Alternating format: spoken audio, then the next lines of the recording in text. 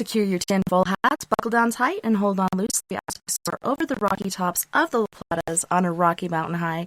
Get sucked into the vortex of the Four Corners and settle down snugly at mile marker 420 in colorful Colorado. It is Sunday, May 2nd, Monday, May 3rd for those of you across the pond and beyond. Welcome to We Are Paradox Media's Late Night in the Rockies. I'm so glad you guys could join us this evening. I'm your host, TessaTNT, and I hope you guys have had an awesome weekend so far. If you're listening live right now at Spreaker.com. You may also be listening at KPNL Radio, which you can find at kpnl-tv.com.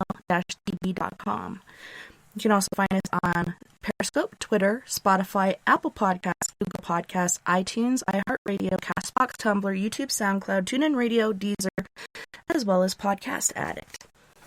So tonight I have a treat for all of my guys and gals out there. Tonight we'll be talking to and getting to know Mr. Micah Dank. Micah T. Dank was born in 1983 in Oceanside, New York. From a young age, he had wanted to be a writer coming from a family of writers. His father was a producer and a radio news editor at CBS News in Manhattan, and his grandfather was a producer at CBS News. Micah was an actor at high school and became interested in writing from his 12th grade English teacher, Russell Reed.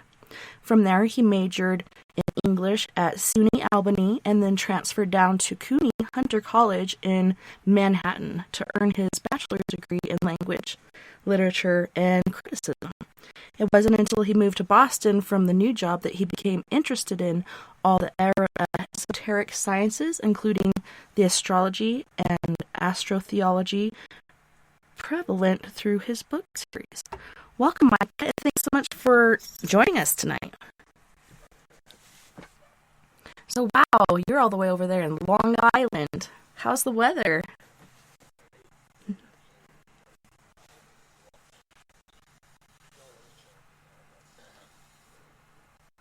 That's good. That's been warm here too.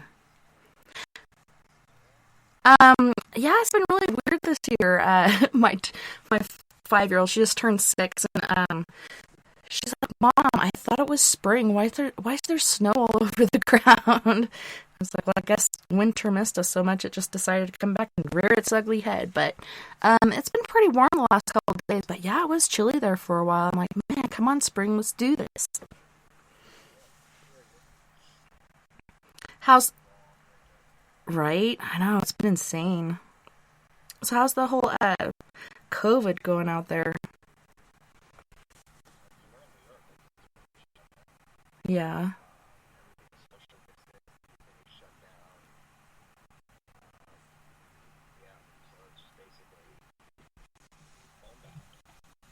that's insane.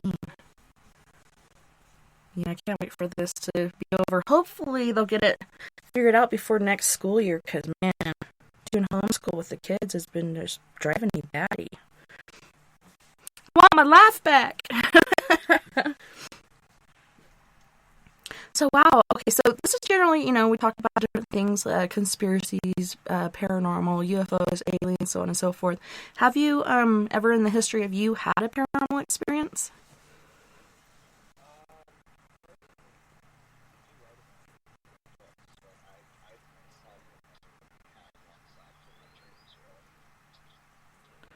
That's interesting. So you have out of body experiences. You have what's going on with your dreams?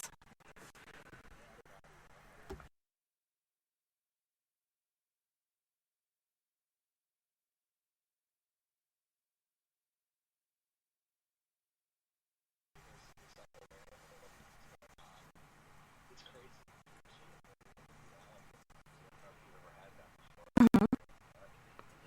Yeah, it's pretty interesting. So when you have these dreams, like, does anything ever happen in real life that was shown in these dreams, or it just seems like the real world?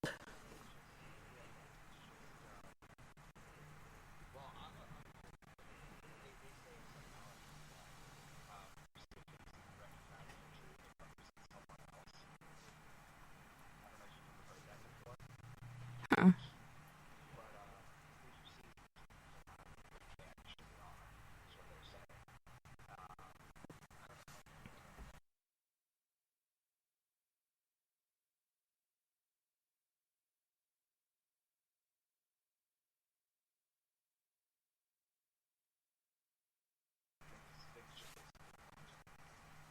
That's interesting. So they're saying, like, even if it's somebody that you know, it doesn't really represent them, it represents somebody or something else? Weird.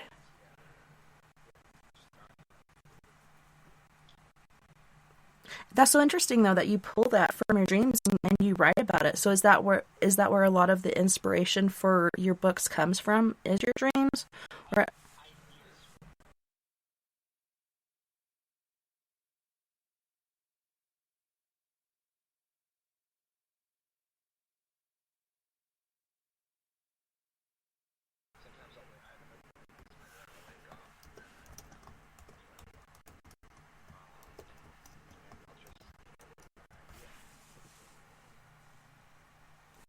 wow. Someone was asking if you're muted. That is odd. Let me look over here and see what could be going on with that.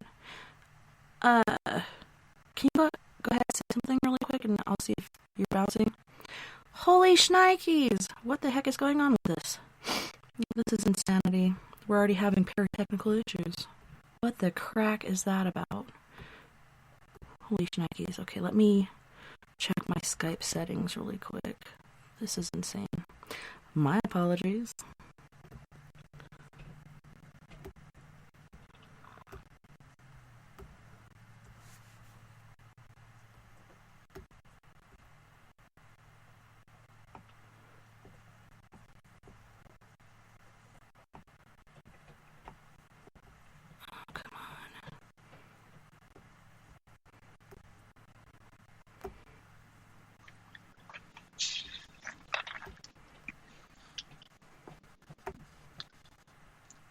Okay, you're bouncing now. We're good. Okay. Wow, sorry about that. That is insane. So far he said, weather is lovely in Long Island. Everybody's still on lockdown and life is crazy. And then talking Yeah. about his lucid dreams, etc. Man, so sorry about that, you guys. I don't even know how that happened. Yeah, and somebody said, even my line is very choppy. What the crack is going on? Well, okay, so you said when you moved to Boston and you started this certain job, that is when you started writing, or you really Yeah, that's what you it wanted to is. do? I came across some videos on astrotheology, which is basically the mythology of the zodiac and how it pertains to like hidden codes within the Bible. And I started studying it, and then after a few years, I started being able to kind of decode it myself and like figure things out on my own. And then I realized that I wanted to write a series about it. So that's basically what I had done. It's like a 6-book thriller series, very Dan Brown, Da Vinci Code type stuff. Very nice. Well, I don't know anything about this astrotheology. Can you like fill us in on the details with that? Yeah, I can. I have a presentation that I usually do. Hold on a sec.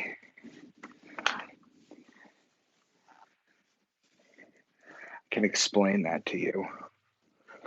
Hold on.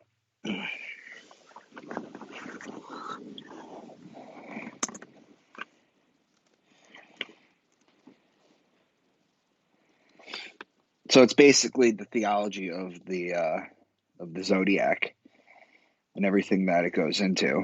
Um, so basically, I'd have to start by explaining the 12 signs if you're not familiar with them. Yeah, not So, so much. I know my sign, but that's about it. what's your sign? Sagittarius. Okay. All right. So, this is the mythology of the zodiac. Okay. So, Aquarius is the man with the water pitcher. That's what he is. The constellation is a man with a water pitcher pouring water out. And so basically in the Bible, when you hear them talking about like John the Baptist, the pitcher with the water, that's how you baptize someone. So if they're talking about a baptism, they're talking about Aquarius. If you're talking about like a fountain, that could be another example of something in Aquarius. Or when you're talking about a man, since Aquarius is the sign of the man, Virgo is the sign of the woman. That's what you talk about. Now, Pisces is the two fish in the water. Aries is the ram. And in Aries, you have March 21st, which is a spring equinox. It's a 12-hour day. It's a 12-hour night. The Jews celebrate the Passover in Aries around March 21st, which they say it's the passing over, or the Passover of God over Egypt. And what happens is it's the 10th plague. It basically kills the firstborn sons of anyone who doesn't have the ram's blood smeared on the door. In astrotheology, it's the passing over of the sun over the equator and back on its way up to its height in the summer solstice. Now, in Christianity, the passing over is changed, and Easter is in Aries as well, too, around March 21st. And that's called the resurrection of God's Son. See, astrotheology basically talks about the fact that Jesus was not a human. He was not the Son of God. He was the actual sun in the sky. So the sun versus the sun. Wow. Aries is also the ram. That's the sign of the ram. And that's why the Jewish people, who were the people of Aries, the time of Aries, which is when the first Bible was written, they blow the ram's horn to the sky. Now, Taurus is the next sign, which is the bull. And when you look in the sky and you see Taurus, you know that you see Taurus in the sky. It's as above, so below. You see the bull in the sky.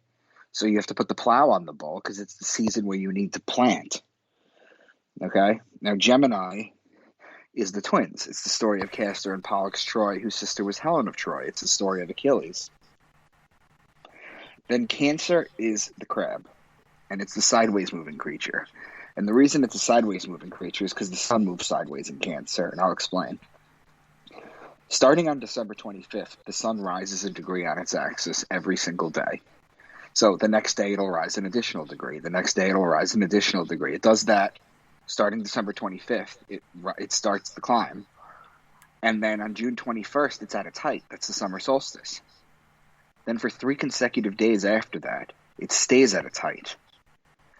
And what ends up happening is on the 4th day, December 25th, it drops a degree from its height. And then every day after, it continues to drop an additional degree until it hits December 21st, which is the day that the sun is at its lowest point. It's the longest winter. It's the longest winter day of the year. It's the shortest day, longest night.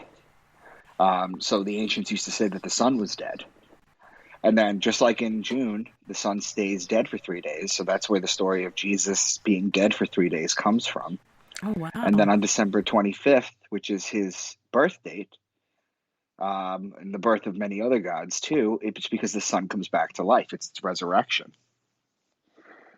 So the next sign is Leo, and he is the king. Leo is the lion, which is the king of the jungle. And the ruling planet of Leo is actually the sun.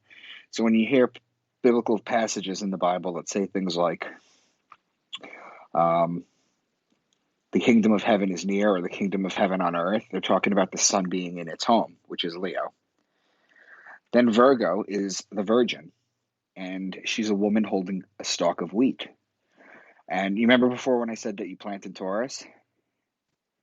So you plant in Taurus, and then the virgins would go out and cultivate the wheat in Virgo in order to make the bread for the year. So you'd plant in Taurus the wheat seeds, and then they would be fully grown in Virgo, and that's when you collect them. That's the virgins would go out and do that. That's why Virgo is a woman holding a wheat stalk.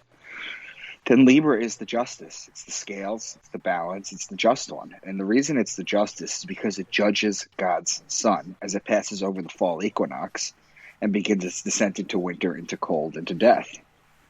The Jewish people always celebrate the new year around the fall equinox. It's called Rosh Hashanah, and it's always in Libra. And because Libra is the justice, the judgment, like I just mentioned, 8 days after Rosh Hashanah, they have something called Yom Kippur, which is the day of judgment. And that's the day that the Jews go to temple all day, and they don't eat or drink, and they just pray all day in order for God to keep them in the book of life for the next day. Libra is also olive season. It's also wine season. So when you hear them talking about grapes or wine press or vineyard or true vine or the Mount of Olives or things of that nature, they're always talking about Libra. Now, Scorpio is the scorpion, and he is known as the betrayer. And the reason the scorpion is a betrayer is because when a scorpion bites you, okay, it leaves an imprint in your skin that looks exactly like a pair of lips. It looks like someone kissed you. Oh, wow. And it's And it's basically you look down and you see lip prints, but it's full of poison. So that's the betrayal.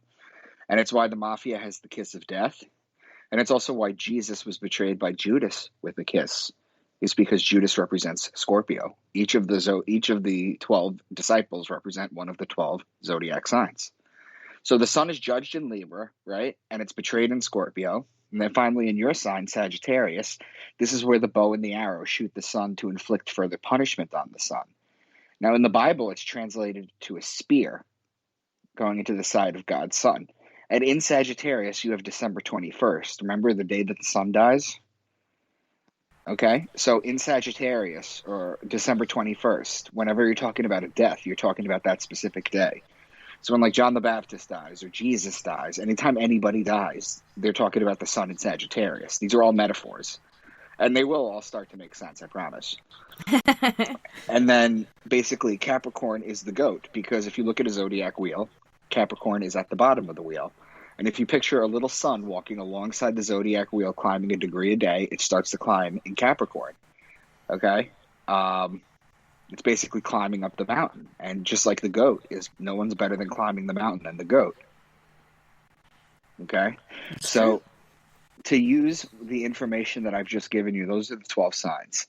So you kind of know what to look for. All right? And I'm going to start making sense of this. So there's different names for Jesus, for example. When the sun is in Capricorn, the goat, he's called the scapegoat of Israel. When the sun is in Aquarius, the sign of the man, he's called the son of man. When the sun is in Pisces, the two fish, he's known as the fisherman of men. And it's also why Jesus fed the masses with 2 fish on the mount. When the sun is in Aries, he's called the Lamb of God. When the sun is in Leo, he's the Lion of Judah. The lady holding the stalk of wheat, Virgo, he's born of a virgin, and he's called the bread of life. Libra, which is the scales of justice, he's known as the just one. And then he's betrayed in Scorpio, he dies in Sagittarius, and it's why Christianity worships on the sun day, because he represents the sun. So I don't know if you've ever heard of any of those names for him, but those are classic Christian names for Jesus, where a lot of them don't even know where it comes from. Yeah, that's interesting. I have never heard him called any of those. Pretty intriguing. It's all due to this astrotheology. Yes. I mean, we could talk for a little, and then I'll start going into some, like, biblical phrases, and I'll show you how it's encoded. Well, yeah, and it's so interesting how that works out, and, I don't know, for me, I believe mythology was actually factual. Like, I think these are actual beings that existed, and these actual things did happen. And there's so much evidence of this found around the world. I don't know, for me it's just really mind-blowing. And especially what you just said, like, having a hard time processing thoughts at the moment. Like, wow. So interesting, really. I'll give you an example. Have you heard of the Bible phrase "Pride comes before the fall"? No. You haven't. Okay. So that's a phrase that's taken to mean that your ego will be your downfall, right? Pride comes before the fall. Makes sense. That's what everybody says. However, do you know what a group of lions is called? A pride. Exactly. And pride is lion, and lion is Leo. Leo is in July and August. That comes before the fall. Very interesting. I can't help but think about the Mandela effect and the lamb would lay with the lion, but it's actually changed now, right? Now they're saying that it's something completely different than what, for me, it's always been. It's like a wolf now? A wolf? The lamb lays with the wolf? If you're talking about the lamb is a baby ram. That's Aries. The lion is Leo. That's lion. And the wolf is something called Lupus. Have you heard of the constellation Lupus? Mm-hmm. Yeah, the constellation Lupus. That means wolf. Wow. So it just plays on stars. That's all it is. It's just metaphors about the stars. That's interesting. I can see today, like, I don't know, that we know about astrology, all these different planets, stars, constellations, so on and so forth. But back then, they supposedly really didn't have telescopes and these certain things that we have today. But they knew about, the constellations and different planets. Even though you can't really see it with your naked eye, somehow they were able to know about this and know when certain things were going to happen. Right. Absolutely, yeah. Thousands and thousands of years they had to study the stars in order to know, because it's important, because we take for granted that we have like smartphones and calendars that we could just reference every like 2 minutes. Mm-hmm. But they didn't have that back then. They had like a sundial, so they could know when the sun was going to be out. They had to know when the sun was going to go down because all the animals would come out at night. They had to know when to plant. Otherwise, if they missed planting season, they were going to starve at the end of the year. They had to know when to reap and harvest. Like in Virgo with the wheat stalk, you had to know when to get the bread. You had to know when to get the grapes. Incidentally, Virgo and Libra, the bread and the wine, those are the symbols of Christianity. You had to know when winter was coming because they didn't have calendars or be able to check the weather like we can and we take for granted so easily now. So all this stuff was studied for thousands of years, and basically the universe was just a clock. The sun would tell you what time of day it was, depending on where the sun was. Because like the ancient god Horus of the Egyptian time, which is where we get the word hours from, it's just an anagram of Horus, it would take 12 steps across the sky. And that's the 12 hours of the day. And yeah, so what they would basically do is they would, the sun would tell you what time it is. The moon would tell you what day it is based on the waxing and the waning of it.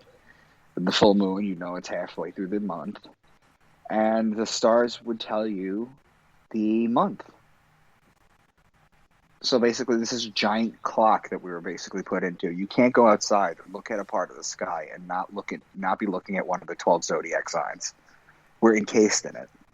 Right. And it's a perfect clock that was created for us. And the book series that you wrote off of this, is that the Into the Rabbit Hole series?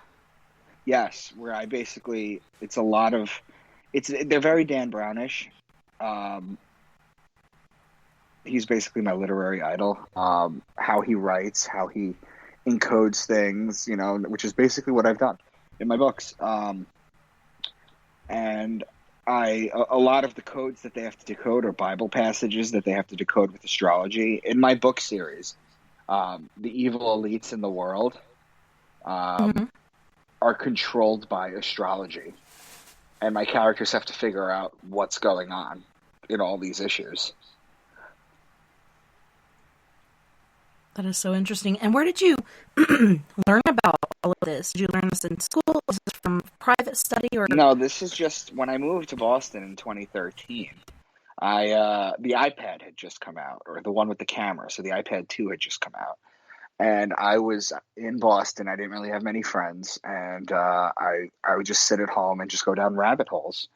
And I came across astrotheology, and I thought it was so interesting that I wanted to dedicate my life to it. So I started studying it and studying it and studying it. And then when I was able to fully understand the code, the cipher, like what I just gave you, I gave you a rough breakdown of the 12 signs, but that's what you look for. So when you see the phrase bread or yeast or wheat or something, they're talking about Virgo.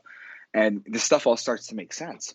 And so what I basically did was I realized I had to write a book series about it. So that's when I started writing. And then that took me, I wrote the first one in 2013,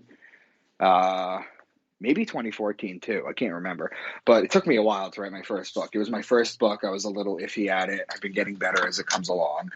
And this is the kind of stuff that I write about, basically. Just basically astrotheology, hidden codes, and on top of which I talk about all different kinds of conspiracies that most people have never even heard about. So do you get a lot of hate mail and stuff from Christians due to this, or? Surprisingly not. Surprisingly not.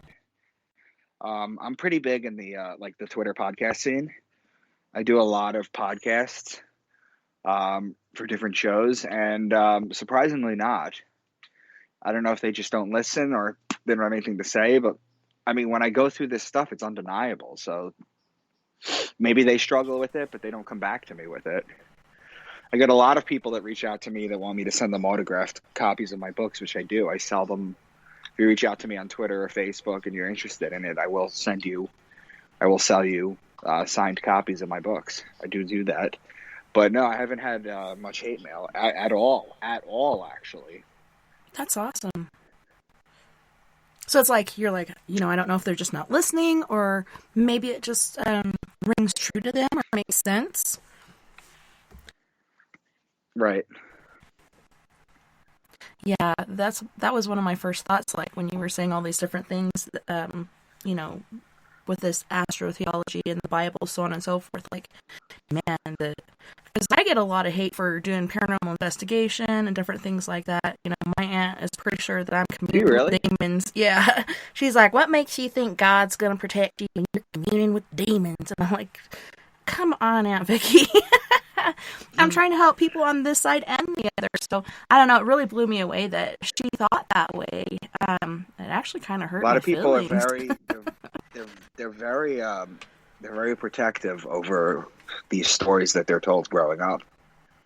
Right. It defines them. They're told from a young age. When you tell them something like Jesus wasn't real, he was the Son, and there's a lot of proof behind that, they break down or they completely shut off.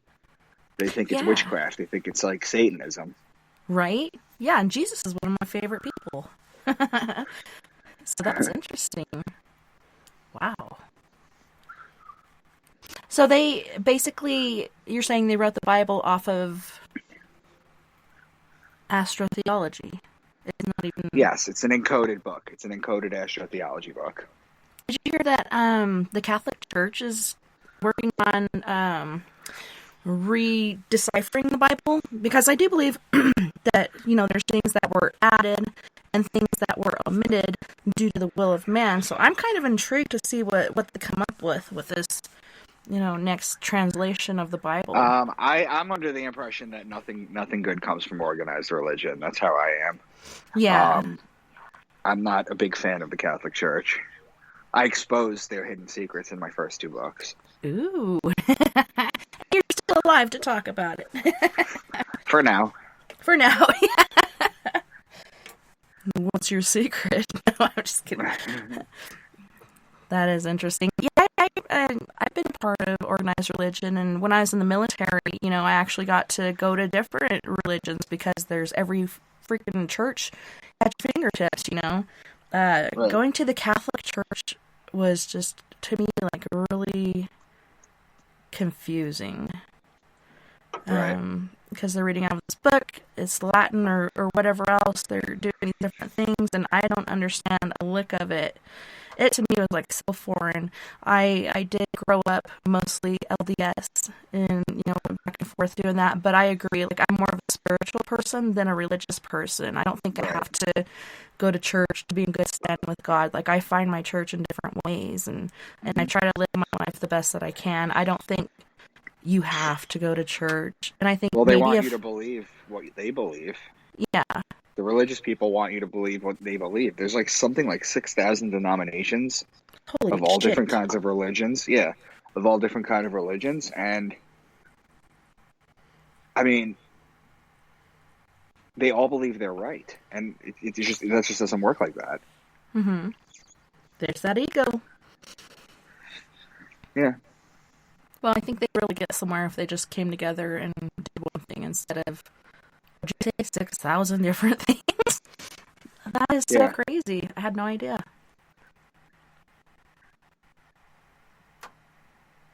Yeah, I don't know them all, but I do know that there's thousands and thousands of them. Wow.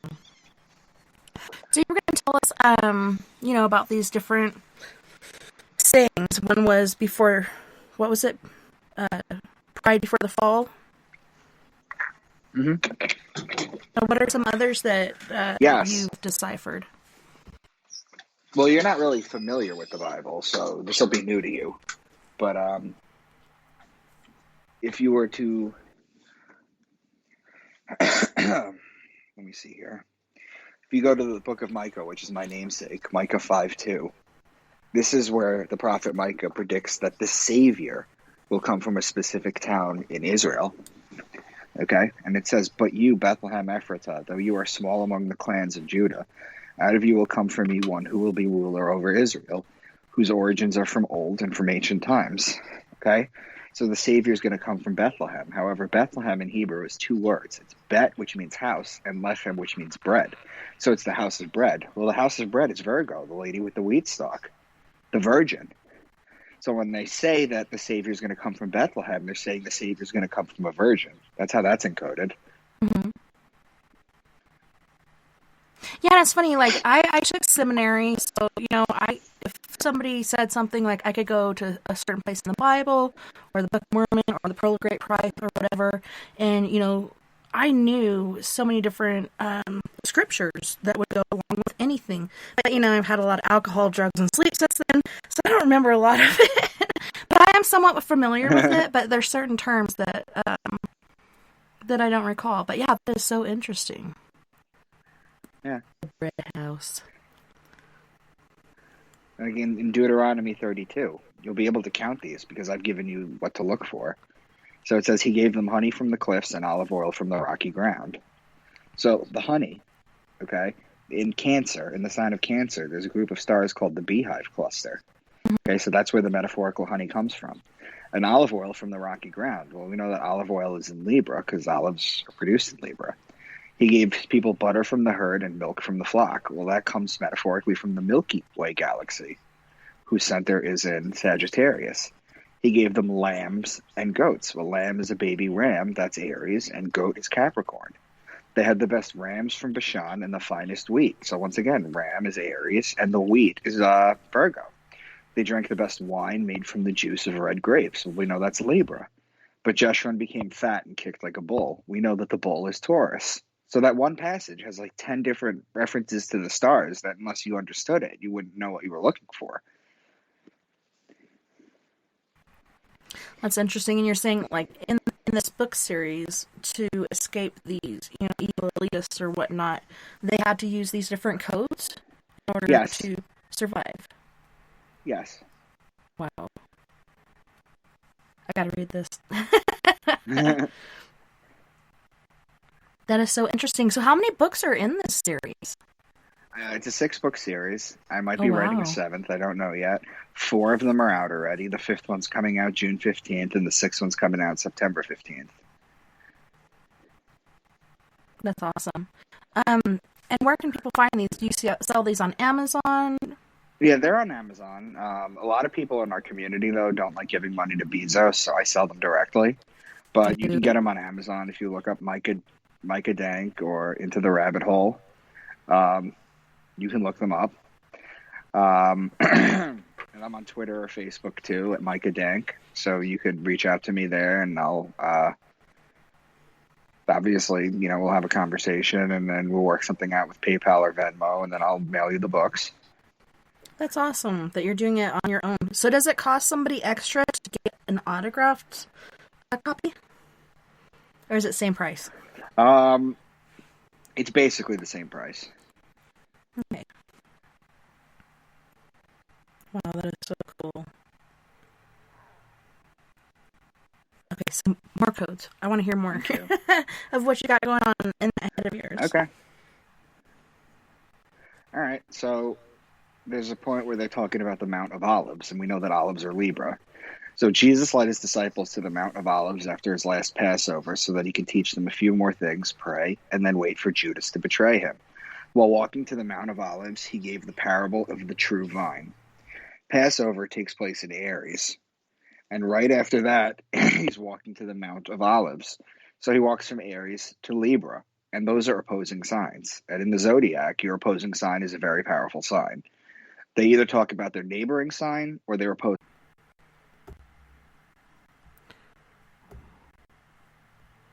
What the crack? Oh my gosh.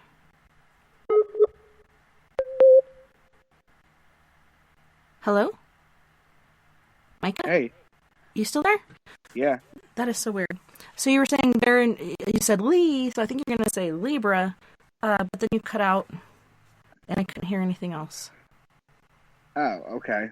So Jesus led his disciples to the Mount of Olives after his last Passover so he could teach them a few more things, pray, and then wait for Judas to betray him. While walking to the Mount of Olives, he gave the parable of the true vine. Now, Passover takes place in Aries. Right after that, he walks to the Mount of Olives. The Mount of Olives is Olives, which is Libra. So you're walking from Aries to Libra. Those are opposing signs. And in the zodiac, opposing signs are very important. When you're talking about parables that you have to decode, they're either going to be talking about their next sign over or their opposing sign. So they're in Libra at the Mount of Olives, and they're waiting for Judas to betray him. Well, the betrayer is Scorpio, the betrayer, which is the next sign over from Libra. And in Libra, while they're still waiting to be betrayed in Scorpio, he gave the parable of the true vine, and the true vine is Libra, Libra the grapevine. Wow. Rosie in the chat room was wondering, so when you say from the stars, are you also trying to stay from the star people nations? I don't know what she means by that. Maybe she can elaborate. Rosie, if you can give us a more detailed question or kind of let us know if she's what talking you're about talking people about. if she's talking about people like the Pleiades, the Pleiadians, they Mm-hmm. mention in Revelation, they talk about the 7 stars, and the 7 stars are the 7 sisters, and the 7 sisters are the stars in the Pleiades. Oh, wow. Yeah, I don't know if she's talking about aliens or if she's talking about a lot of people say they're star seeds or star people. So hopefully she'll get back to us on that. Mm-hmm. So in Revelation, if you go to the book of Revelation, which everyone goes crazy about because they take it literally, Right. the first for Revelation 4:7, the first living creature was like a lion, the second was like an ox, the third had a face like a man, and the fourth was like a flying eagle. So the first living creature was like a lion, that's Leo. The second was like an ox, that's Taurus. The third had a face like a man, that's Aquarius. The fourth was like a flying eagle. In astrology, the scorpion is the belly-crawling creature. It crawls on its belly, so it's known as the lowest form of life on Earth. Its evolved form in astrology is the flying eagle, which is the highest flying creature. And then the eagle evolved once more into the phoenix. So the eagle becomes Scorpio. So Leo, Taurus, Aquarius, and Scorpio, those happen to be the 4 fixed signs of the zodiac. So that's why they were picked specifically for that passage. Wow. Yeah, every time you mention scorpions and Scorpio and how, it's evil, kids of death, so on and so forth, it reminds me of the story where he asks the turtle to take him across the river, and then before they even get there, he stings the turtle, and the turtle is like, why would you do that? Like, now we're both gonna die, and he's like, it's in my nature. I don't know. Yeah. I had to share that because it just kept popping in my head. Hopefully it'll go away now. But it's very intriguing. I never knew that when it bit, it left a mark. Like, I guess that is so insane to me. Yeah. Oh man. Okay, so maybe it's something going on with my microphone or something. They're saying that my voice is choppy. Do I sound choppy to you, or do I sound Not okay? to me. Weird. What the hell is happening? All right. Continue.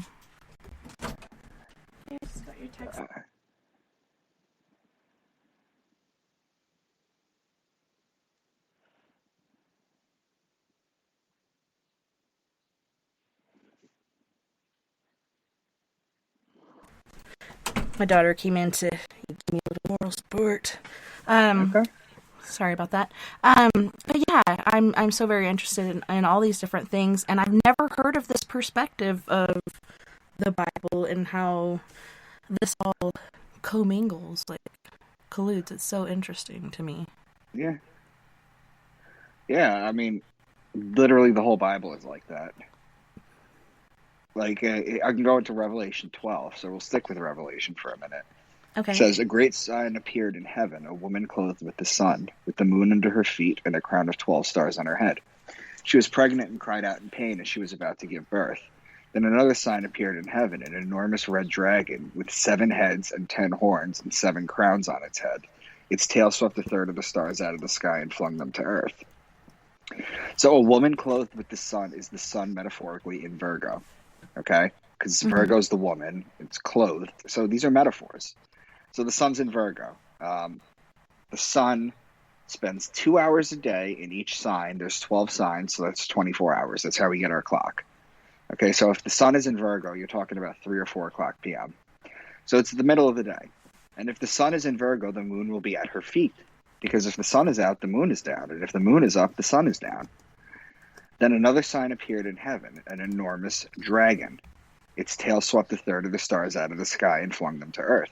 There's a constellation called Draco, which is the dragon. I don't know if you ever heard of the constellation Draco, but it literally means the dragon. And its tail goes from Aries to Sagittarius, which is 4/12 of the signs, or 1/3 of the stars out of the sky. That's interesting. Rosie did write again, and she said that you had mentioned something deeper from the stars, and now she said she lost her train of thought, so she apologizes. It's okay. Yeah, so we told her, no worries. But yeah, everybody's digging what you're saying. They're very quiet in the chat. Generally, they're talking back and forth to each other, but I've heard several times from people that this is very interesting, and they really like what you have to say. So that's always a good sign. You guys got to go out and buy this book series, man. I tell you what. I'm so interested to read more about it because, I don't know. I just get more out of it by reading it. I retain more of it, but it's just really mind-blowing to me that there's so many people out there that their whole life is consumed by religion and all these other things, when in fact, this is astrotheology. Right. Absolutely, I agree. I'm stunned. I'm stunned! So, did you grow up religious at all? I did. I was I was raised very conservative, and I never really took to it. And I always thought something was off. And it was only when I discovered this that I realized what I was missing. Yeah, so you're like, something's off, and then you finally figured out what it was. How did that feel when that happened for you? Like, were you elated? Oh my God, it was like everything. Yeah, it was like everything changed. Literally everything changed. That is so interesting. And for the better, right? Like, you're not confused anymore. You know what's up. You know what's going on. I mean, and now you're sharing it with everyone. That is so awesome. Mm-hmm. How does your family and friends you may have that were religious as well, how do they take it? I mean, it makes a lot of sense. So they really, if they're religious, they have to explain it in terms of their religion. They just think it's another layer to the Bible, when in reality it's not. It's what the Bible is. Yeah, it's so crazy to me to think about that. Man. So is there anything else about astrotheology and such that you wanted to share with us that we might not have hit on yet? I mean, that's basically what it is. I've given you a couple of decodings. Mm-hmm. My books have a ton more, and they're fun to read. They're thrillers. And I wrote them that way because you can get away saying a lot of truth in fiction, mm-hmm. as opposed to saying truth with truth, if that makes any kind of sense. Right. So is this based on, do you say that it's based on anything, or you just have it out there as like a fiction thriller? I mean, some of the stuff was taken from my own life, for sure. But the knowledge is just stuff that I just want to share. Nice. So that was your first book series, the one about Beneath the Veil. What's going on Beneath the Veil with is book? The first book. Beneath the Veil is the first book. Okay. Yeah, Into the Rabbit Hole is the series. Beneath the Veil is the first book. Okay, so probably the rest of these books that she sent me are in this series? Yes. Is this all you've written is this series, correct? Yes, correct. So in his series, he's got Beneath the Veil, The Sacred Stones, The Secret Weapon, Pangea's Pandemic, The Hidden Archives, and The Final Type. That's right. And then you're thinking and 4 of them are out right now. Oh, nice. So what's taking so long getting the other ones out? Are they, going through it with fine-tooth We're putting 6 books in 18 months. Wow. They're That's all pretty written. quick So I'm then. not worried. They're all written. So yeah, I have a 6-book publishing deal, and excuse me, that's basically the kind of stuff that I talk about. And yeah, we've been pushing one new one out every 3 months. Very nice. So the first one came out June 30th last year, and I've just been doing podcasts and podcasts and podcasts since then. Yeah, Michelle's really good at that, huh? I've heard Mm-hmm. several of her peeps saying, "Man, I've been on this show, this, like everywhere, like show after show after show." So she's doing a really good job with that. Mm-hmm. Indeed. And you're thinking about writing another one. I'm Have you thinking of started writing a on it? 7th book. Yeah. Not Have you yet. I'm just kicking ideas around. But I don't know if it's going to be like a spin-off or if it's just going to be a continuation. I haven't really gotten to that yet. I'm still waiting to be inspired to figure out what to do. But I do kind of know what it's about. I just can't tell anyone yet because it's a big secret. Mm-hmm. It's going to have to do with this stuff, though. Right? Which is pretty badass. I mean, I don't know. Like I said, my mind's blown. I'm still trying to process this stuff. So Rosie came back and she said, when you said Jesus was not born as a human, what are your thoughts? I have my own beliefs I don't share with others, but wants to know if he was not human, what was he? He's the sun. He's a metaphor for the sun. Mm-hmm. I'll give you 2 examples. He walked on water and he healed the blind man. Okay, well, if he's the son of man of God, if he's living flesh, then the blind man comes up to him and he puts his fingers on his eyes. Suddenly, the man can see. What's going on? And there it goes. On that note, we're gonna go to our first musical break. On this break, we have Fireline Kiss, who is an on-the-road trucker. He travels around with his little doggies. He helps us out with our food and such. And at the same time, writes music. And then we have Cockroach from the UK with I See You. And then we have Mr. Fred Johnson the Toid from Canyon County, California with Sugar. You guys don't go anywhere. We'll be right back after this musical break. Your eyes.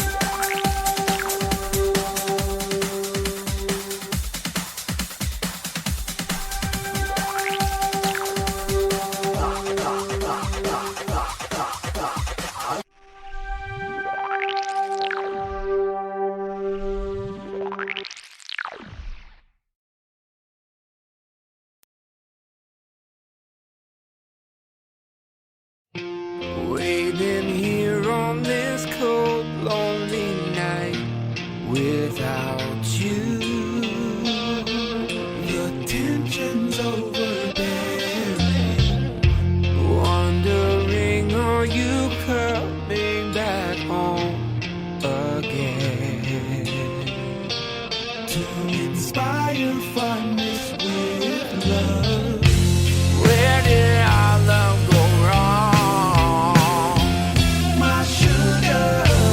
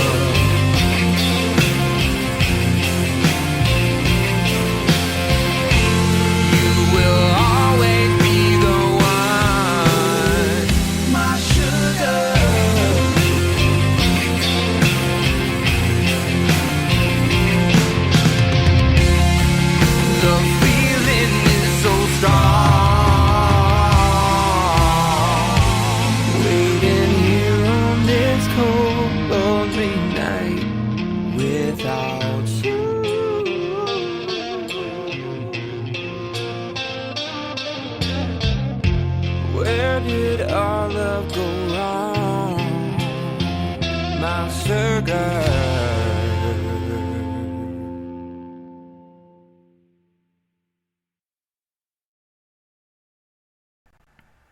Welcome back. Thanks so much for joining us tonight on We Are Paradox Media's Late Night in the Rockies. Tonight we're joined by the Mr. Micah Dank. Welcome back, and thanks so much for hanging out with us tonight. No problem. Thanks for having me. Yeah, I must say it's been really, really interesting and really mind-blowing. And like I said, I'm still trying to wrap my mind around it. And I don't know, Rosie with her questions and everything, it's been very interesting. You know, she's got her own idea of what she feels Jesus is, but she said she won't admit to it. So we were talking on the end of the break there a little bit about DMT. How it's produced by the human body when you're dying, but you also said it's produced by the human body when you're sleeping, when you're dreaming. Like, I never knew that. Yeah, it's dimethyltryptamine. It's produced in your pineal gland. That's why the ancients used to, like, the Eye of Horus. It's a representation of the pineal gland and the corpus callosum, and that's why the Hindus have the circle right in the middle of their forehead. That's where your third eye is. All the ancients knew this. It was a sacred gland that releases this chemical that allows you to dream, and then it floods your brain as your body's shutting down when you die. That's interesting. I wonder if it's because, you know, your breathing slows and, I don't know, you're just in that rest state. It's interesting to me that your body produces it at that time. And generally, like, I thought it was when you're dying, and that was it. That's pretty intriguing. And it is produced by plants as well. Yes. My sister was telling me about it, and it's produced by plants. It can't be bad. Adrenochrome. Have you heard of that? I have. That's a whole different other story. That is so creepy. We'll talk about that later. Don't let me forget. Because I want to go into that too. But, so what is the connection of, and it says here, your near-death experience and DMT experience. So for people that have a near-death experience and a DMT experience, what is the connection? Just things like the white light that you see. All this kind of stuff, the common things that you see with DMT, like the little gnomes, the watchers, the garden gnomes, everyone has shared. There's too many people that have had such the same experience that it's just not a wild coincidence. Basically, it's just a portal to another dimension, is what it basically is. And it allows your brain to be utilized more fully so that you can experience a brief moment in time in there. That's interesting. I've seen a lot of stuff. I was not on DMT, and I was not dying. And when you said the little people, and so people are having the same experiences. Right. Similar, but yeah. Can you tell us a little bit about that? You said little people and so on and so forth. Like, what are some of the stories? Yeah, just basically they're calm, that they can see the shapes of people, they can see their atoms moving along, they can see basically see colors that you can't explain. You see shapes that you can't explain. You communicate telepathically. You know, you just have sudden understandings. They're very profound. Like, you ever had a dream that's like changed your life? It's similar to that, only 10 times stronger. Right. Yeah, like I was saying, this certain person that is hooked on meth tried this drug, and after she tried this drug, she didn't care about the meth anymore. And to me, like, that's amazing. If it's true, if you're really not doing that anymore and you're just into the DMT, I think she does it a little more than she should. Like, is there really, can you take too much of that? Is it bad to do it a lot? Or I don't think it affects your natural production, like taking something like melatonin would. Mm-hmm. But I think that you need a little bit more every time. But I mean, as long as the trips are good, I don't see any problem with it. Yeah, she did. She called me and she's crying this one time, and she said she felt like she was going to die, like there was something wrong. She felt like she was going to die. Last time she did the DMT, it was like her skin was falling off, and like she just felt like if she didn't get up and start jumping around or whatever, she was going to die.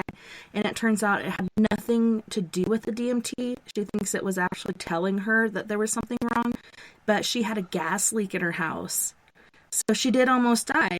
Her friends came over and they're like, there's gas. Like, I smell gas in the house. So she almost died from, gas in her house. It was nothing to do with the DMT, but she has had different realizations as far as, we're mutants. She's pretty sure we're alien.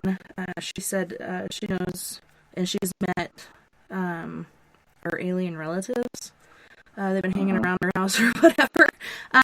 And just like, she said things would, like nipples or something would grow on her skin, and not only was she seeing it, but the person she was doing it with was seeing it. So that was interesting, and like you said, people have had similar trips or whatever doing this, but that not only was she seeing it, but somebody else around her was seeing it.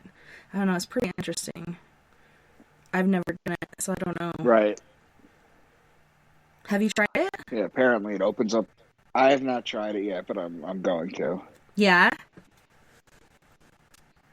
So apparently it opens up. Yes. You were saying, sorry. It opens up another dimension. What it does. And she was also saying that there's this guy on YouTube or somewhere who's like a DMT guru, and supposedly you can go into a certain state to where you can produce it, like on demand. Have you heard of that? I have. I don't know how much I believe in that, though, but I wonder if it's like... Could be possible.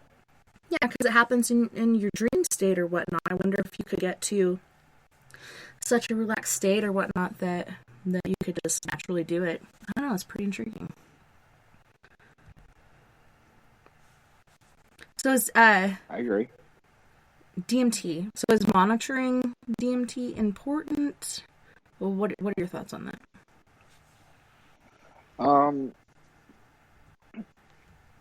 In one of my books, I write. Have you seen the movie Inception? I don't know. I'll have to look really quick. It's the DiCaprio movie where they go into someone's dream. No, I have not seen that. You have to see this movie. But basically, what it is there's a guy in a coma for some reason, for a reason that's explained in the book, and they have to go in his coma to retrieve information from him. So what they do is you hook up to a DMT drip to allow, because when you smoke DMT, you're only high for like 15 minutes or so. So they basically go on a drip in order to stay under, and they meet this guy in his coma. Wow. I've actually heard stories from people that are in comas where they're walking around the hospital or whatever, and they see their family there, and they sit there and they try to communicate with them, but they don't hear them, of course, and other stuff like that. So it is intriguing. And I do believe that there's different, like you said, levels or dimensions. My medium friend, Mia, that's a part of our crew, she was talking about heaven and how it's just like different dimensions. You just go higher and higher and higher. It's not really like, I don't know. It's weird. It's interesting. She's like, my dad's up here at this certain dimension. And I'm just like, I don't know what you are saying, but it sounds cool. But I do believe there are different dimensions. Like, I'm just not sure how many and how all that works. Right. Well, string theory, quantum physics says that there's 11. Oh, wow. String theory, was that Einstein? Tesla? No, that's past Einstein. No, it's old. It's younger than Tesla too. Wow. Who is it? Tell me more. Just everybody talks about it now. Everybody talks about it now. So what exactly is it? It's just the theory that on the Planck level, which is the smallest possible size on the smallest level, There are these little strings that vibrate, and they make up color, smell. They make up your five senses, and they make up like the properties of matter. And based on how they vibrate, gives it its shape, its color, its whatever. And they say that there is 11 dimensions. It's just part of it. That's interesting. And who was the original person that came up with that? Oh, I don't remember, to be honest with you. But I know that it's very hotly contested right now. No. Really? No. It's very hotly contested right now. Everybody's kind of talking about it. It's kind of like the forefront in the physics community. Yeah. That's interesting. Like, it's been around forever. No yawning, that's contagious. Sorry. Yeah, so it's been around forever, but now it's at the forefront of, scientists are talking about it. What exactly are they saying or naysaying? Like, are they saying it's not true because they can't, They're saying it's kind of impossible to prove. They're saying it's impossible to prove because we can't get we can't physically see that small. We have like electron microscopes and radiography, but we can't get that small in order to see it. So it's kind of just theoretical right now.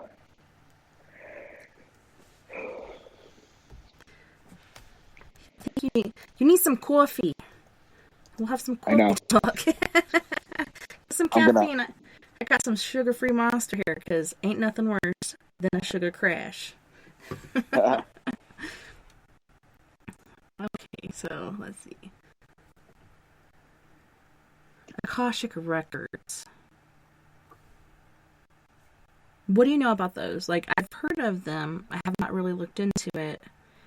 But what is your knowledge on Akashic Records? I'm seeing here that Einstein and Casey used the Akashic Records. Like, I don't know. What exactly are they, and how did it help them? I know Tesla supposedly communicated with aliens. I had a guest on here that was really into Einstein because he had his same birthday, so on and so forth. Never mentioned that he had any communication with aliens. But there's Akashic Records. Is this an alien sort of thing, or what exactly are they? The Akashic Records is basically a metaphysical book that's out in a different dimension. It's not a physical book, but it's not even really a book, but you could think of it as a book. And it basically contains every thought, action, and conversation that's ever been had on Earth, or ever will be had. So you could basically put yourself in a deep hypnotic state and basically access this, like Edgar Casey did. He put himself in a deep hypnotic state. He would access this, and he would talk about what happened to Atlantis, for example, or he would give readings to people about their lost ones. And that's basically what he did. There's a whole library dedicated to him right now. And Einstein used to say that when he would think about a problem, the answer would never come to him. And it's when he cleared his mind that he was basically able to access it. The answer would come to him when he had an open mind.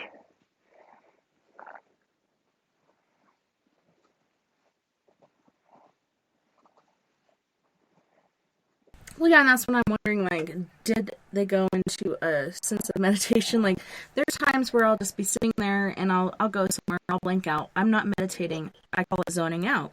That to me is my form of meditation because ain't nobody got time for meditation in this house. So, sometimes I'll just zone out and not think of anything, really, just stare into space. That's my form of meditation. Do you think they meditated, or they were just able to get to that certain state to where they could access those? They would just get to that state. That's interesting.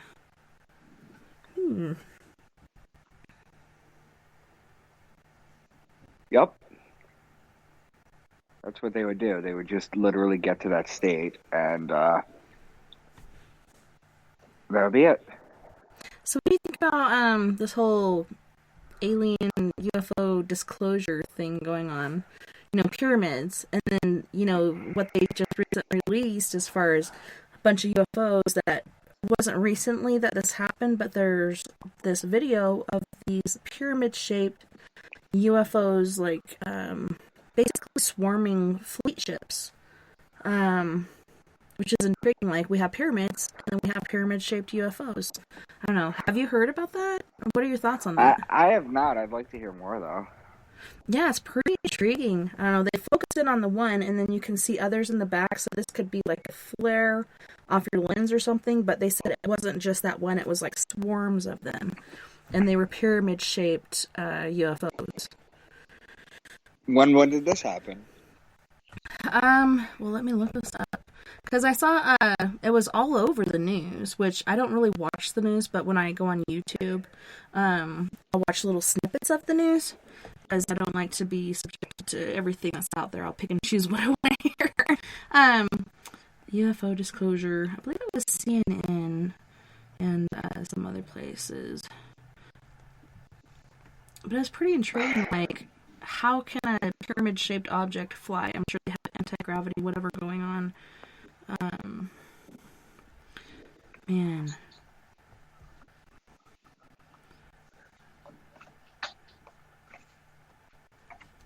Hold on.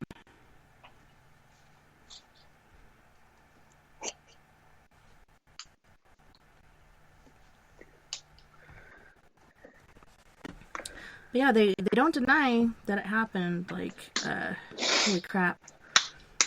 Here we go. So, okay. Pull up this. Oh, real quick. So, leaked footage of pyramid-shaped UFOs is real, Pentagon says.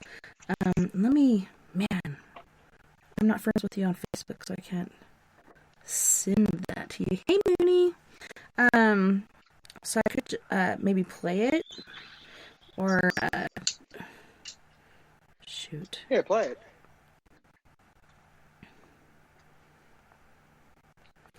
Make it bigger. I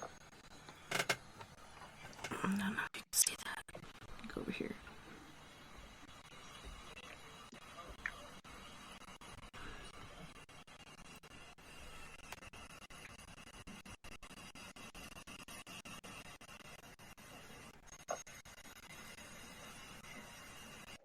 So showing in, I don't know, I think a lot of our listeners have seen this, but yeah, pyramid-shaped UFOs swarming fleet ships, like bomber craft and such. Did you see it? Could you see it? No. Oh, I have my camera on and I put it in front of the lens. Were you not looking? Oh. Anyway, so it says, newly leaked video of flashing triangle-shaped objects that flew over a U.S. warship is real, the Pentagon said, after UFO investigators released the clip and several other puzzling photos online. So let me go back here real quick. Yeah, I held it up to the camera and everything. Can you see me? Or is that not working? No, I can't. It's weird.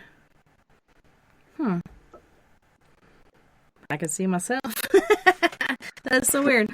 Okay, so yeah, I'll send this to you definitely. I have your phone number because Michelle gave it to me, like, just in case Skype or whatever wasn't working.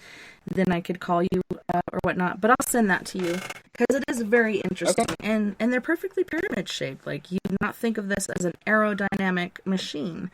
But yeah. I just think that if it's being reported on the news, it's not real. Right? I feel like if there was something real, it wouldn't be out there. Yeah, I don't know. It used to be like everything that would come out, they deny, and now they're just like, whatever, yeah, it's real. I don't know. So pyramids. I watched something, I think it was on Netflix, and they were actually doing some excavation. They were finding different tombs, and there was a whole story that went along with it. But these people, like, I don't know, they had lights in their different places, pyramids and stuff. Uh-huh. They call it the Baghdad Battery or whatnot. could be what they were using, but for me it's just intriguing that they had certain technology and such back then. And Atlantis too, like these are ancient cities with immense amount of information and technology. I'm pretty sure that we as humans have started over like repeatedly. What are your thoughts on Atlantis and pyramids and etc.? That's what I was on. So basically, yeah, human evolution goes through cycles. So they kind of go up and they go down. We're just kind of relearning information that we've already learned. Because every like 12 to 15,000 years, there's like a major cataclysmic event that happens. And kind of like kicks us back a couple steps. And we just kind of have to like relearn it again. So we're still trying to build up. That's just the way I see it. Yeah, I think we've been set aback several times. Do you think it's due to us as humans, like we've destroyed ourselves, or what do you think happened with that? It's possible. It's possible. I mean, Edgar Cayce said that the crystals were overcharged, and that's what killed Atlantis. And we're only now learning about crystal technology. Oh, wow.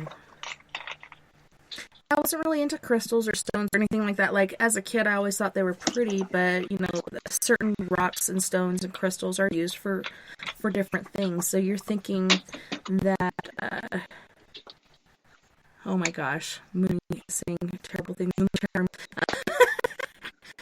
So the crystals were overcharged, and that's what happened to Atlantis? Yeah, that's what supposedly happened to Atlantis, yes. Weird. There's been so many theories that I've heard, like, Atlantis raised up and went into the sky, like, as a whole city. Atlantis sunk below the sea. And it's crazy to me how we as humans we continue to try to go back to Mars. I think we originally came from there. We're originally Martians. That's just a theory I have. And that big fissure in the planet is from nuclear... Can you hear me? Yeah. Oh, I thought you just said hello. What is happening now? But the radiation levels on Mars are higher than what the sun would be putting out because the sun does put off radiation. I don't know. There's a radioactive isotope in the atmosphere of Mars that could have only come from a nuclear explosion. Yeah, isn't that crazy? A lot of people are like, "What are you talking about?" I'm like, "That's just what I think happened. Is there was nuclear war there? That's why Martians came to Earth." It's so crazy to me that two planets like that could exist. You know, and they're saying that they're finding water and all kinds of stuff up there. I don't know. I don't know what to believe. Because like you said, if it's on the news, probably not real. So much misinformation. All these news outlets are owned by the same people. The evil elitists. Yep. 100%.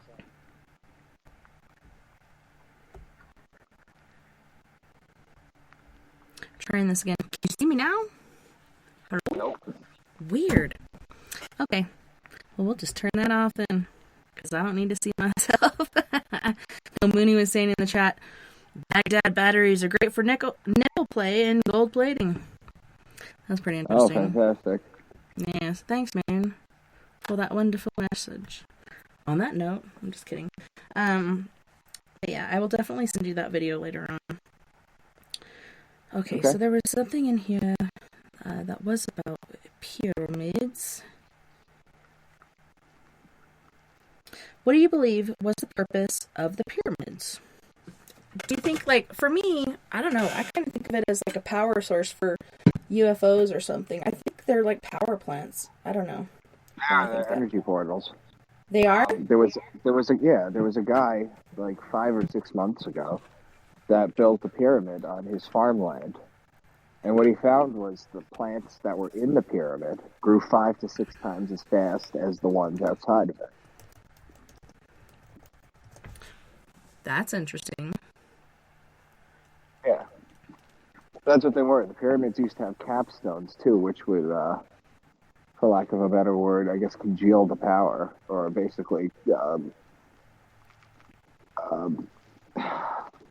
like harness and focus it. That's intriguing.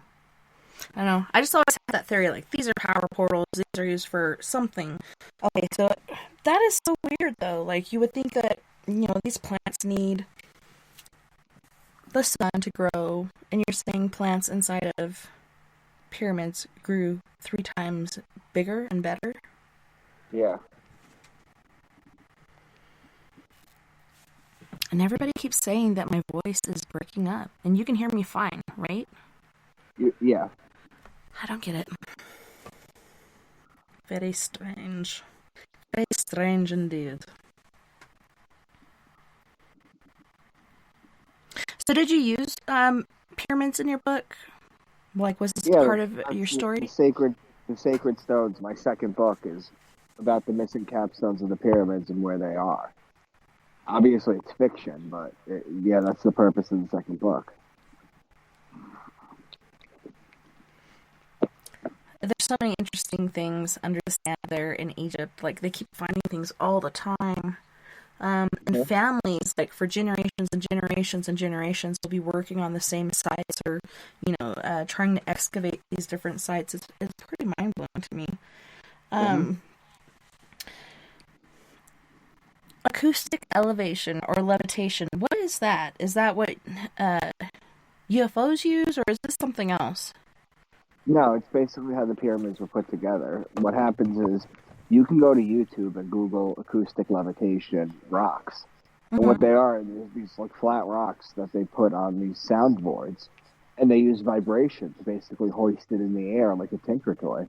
Oh, wow. And we could do it on a small level now, but they used to know how to do it. They used to know how to manipulate it back then. That's how they were able to get these giant pyramids put together. So have you heard of Ed Leedskalnin? Yeah. No?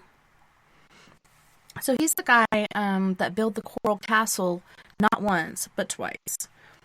He built it the first time, took it apart, then moved it to another property and put it back together. And supposedly, like, this guy was self-taught.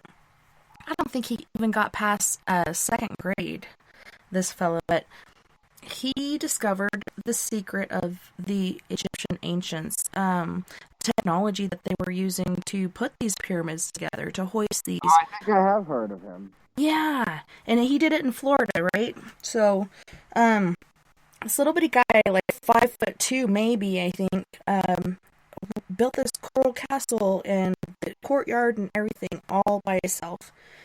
He ended up getting really sick and stuff, and a lot of the tools or technology that he had to build this went missing, so I don't know if he intentionally, like, buried it or hid it or whatever before he went into the hospital, or if the government came in and took it, just like with Tesla. Tesla had tons of crates of information, and then all of a sudden after he died there's only 7 or 8 left. Like, give me a freaking break. This stuff to me is insane. But yeah, he supposedly learned on his own this technology to build this coral castle and hoist these huge stones with the little pulley lever and some other system. We're not exactly sure everything that they use, but R.L. Poole thinks that he has figured out the code, and he actually built the whole magnet with the copper wire and stuff wrapped around it, which is a smaller variation of what Ed Leedskalnin used. But it's pretty intriguing, the different technology and different things that they use to do this. Like, how did they figure this out? Like, for me, it has to be, I don't know, I automatically go, it's gotta be aliens. That's funny. Yeah, it's like the go-to answer, right? Right? That's gotta be the easy go-to, yeah.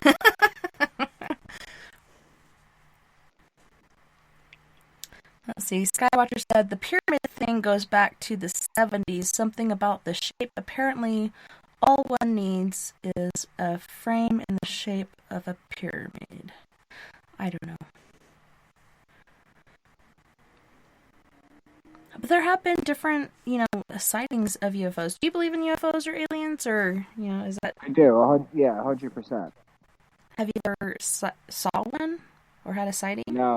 No, I think they're interdimensional. Yeah. I actually accidentally got some pictures of UFOs, taking pictures of the sky, because the color the moon was putting out on the clouds, for me, was just, like, really beautiful and intriguing, and I'd never seen the moon do that before. And so I went out and I was taking pictures, and then I'm zooming in because as a photographer, I'm looking like, is this clear? Was I being still enough? And I spotted UFOs, and I'm like, you guys aren't going to believe this. I got pictures of UFOs. The first one I got was a ring of lights on a cloud in front of the moon, and I called that one the Conference in the Sky. They're different colored lights on top of a cloud. It was so weird. Nice. And then later on that night, they were all basically whichever direction one was facing, all of them would be facing. So if it's up, they're all up, to the side, this way and that. Like, they were all doing the same thing, but they were just sitting there, like, basically stagnant for at least over an hour. It was pretty interesting. I don't know what they were doing, but I got them. I didn't see my first one till, I believe it was 2012. Wow. My dad, like, my mom was the paranormal part of me, but my dad used to tell me about UFOs, so I did believe they existed, because my dad was a really smart fella, and, so I believe they existed, but, you know, I'd never seen one until 2012, and then I'm like, yep, they're real. This stuff is really happening. I don't know, it really blew my mind. And then my son was born with 6 fingers on his right hand, so I'm like, okay, is this colluding or interacting? Like, what exactly happened here? Is that why I saw the UFOs? So weird. I don't know. I don't think so, but it's funny how stuff like that happens, and you try to connect it. So Rosie said, that's what I was thinking. What did they do? Did he still have 6 fingers? Yes. The doctors were pushing me to get it cut off, get the surgery, everybody's gonna make fun of him, and I'm like, you know what, I was bullied all throughout school, and there was nothing wrong with me, except for I had a really bad southern accent for a while, and people in Florida didn't like that. I finally got over it. I actually have a different accent now. I guess people in Colorado talk different than everyone else, but, yeah, if I had gotten it cut off, I did a lot of reading and studying up on it and stuff, and it could weaken the strength in that hand. He's continuing to grow, so he'd have to get several different procedures to get this cut off, because he'd keep growing like a little bone nub or whatever. So I'm like, you know, I think he's perfect, and there's nothing that I change about him, and if he's okay with it, I'm okay with it. Like, it's his thumb, it's his decision. If as an adult he decides to get rid of it, that's fine. You know, it's up to him. It's his thumb. I don't feel like it's up to me to go and get it whacked off, you know? But it's interesting, going back to the whole alien thing. Okay, so, you know how back in the day they said aliens would raise, not aliens, Indians, Native Americans, would raise their right hand, and they always thought it was saying hello. But supposedly they'd raised it was to check for 6 fingers. Yeah, to see if you're human or not. That is so interesting to me. And I just read that this last year, and I'm like, are you fucking serious? Like, I don't know. Makes you think. Maybe I was abducted, and I just don't know. Maybe I am a damn Allen. It's hard to say. That's wild. I've never heard of anybody that actually has one. Really?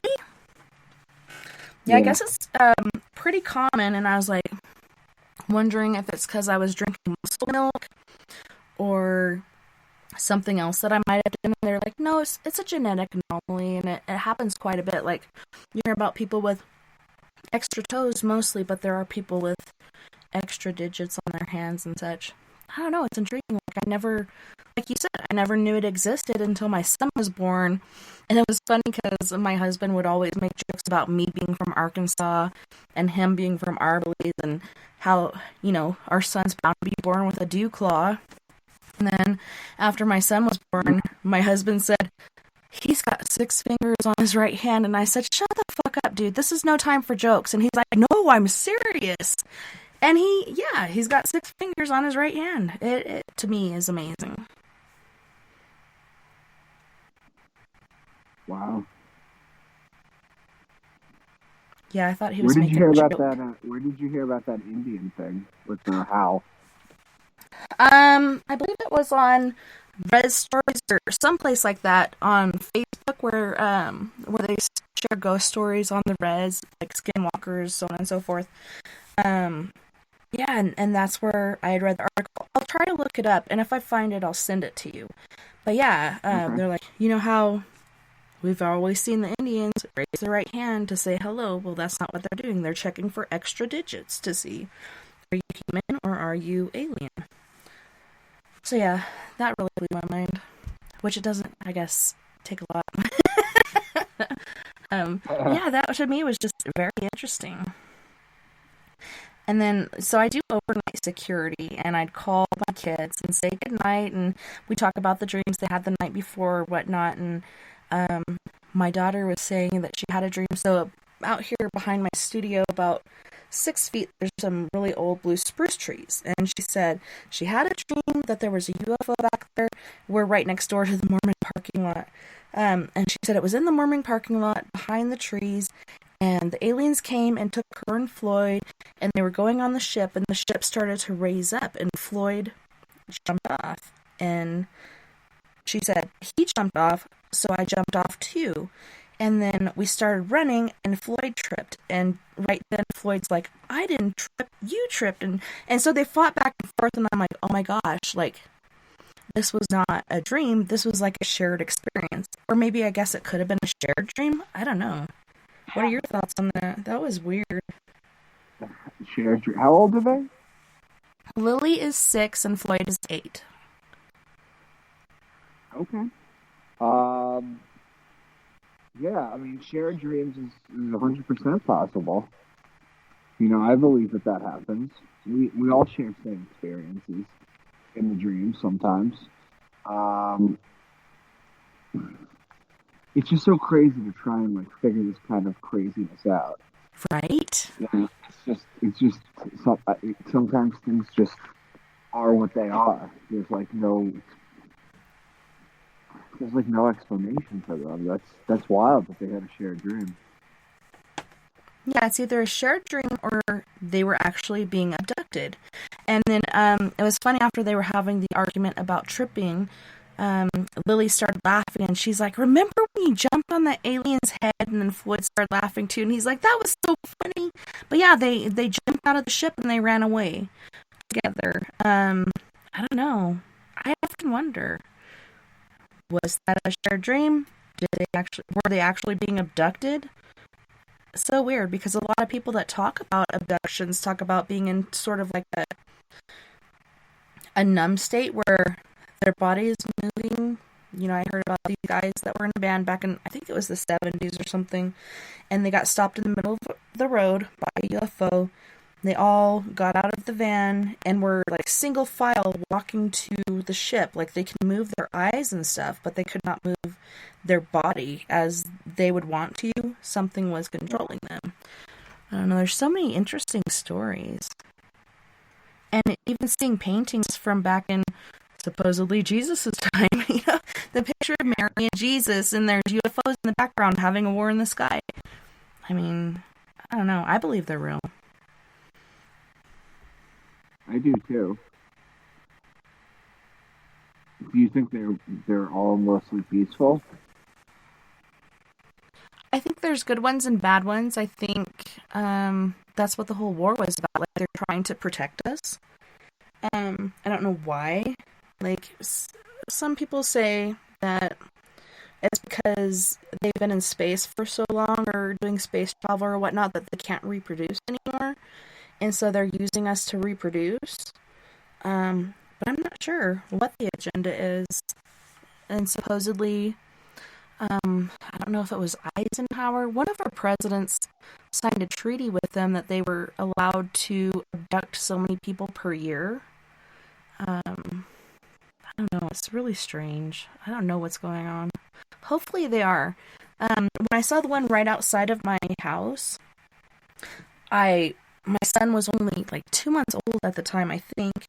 I saw it coming down the fence line, so I put him down, I ran to the door, and I'm just like, what the fuck? I'm trying to get my phone to camera mode so I could take a picture of it, and I couldn't get it to work. Like, my hands were just, I was so excited, my hands were so fidgety, I could not get it to work.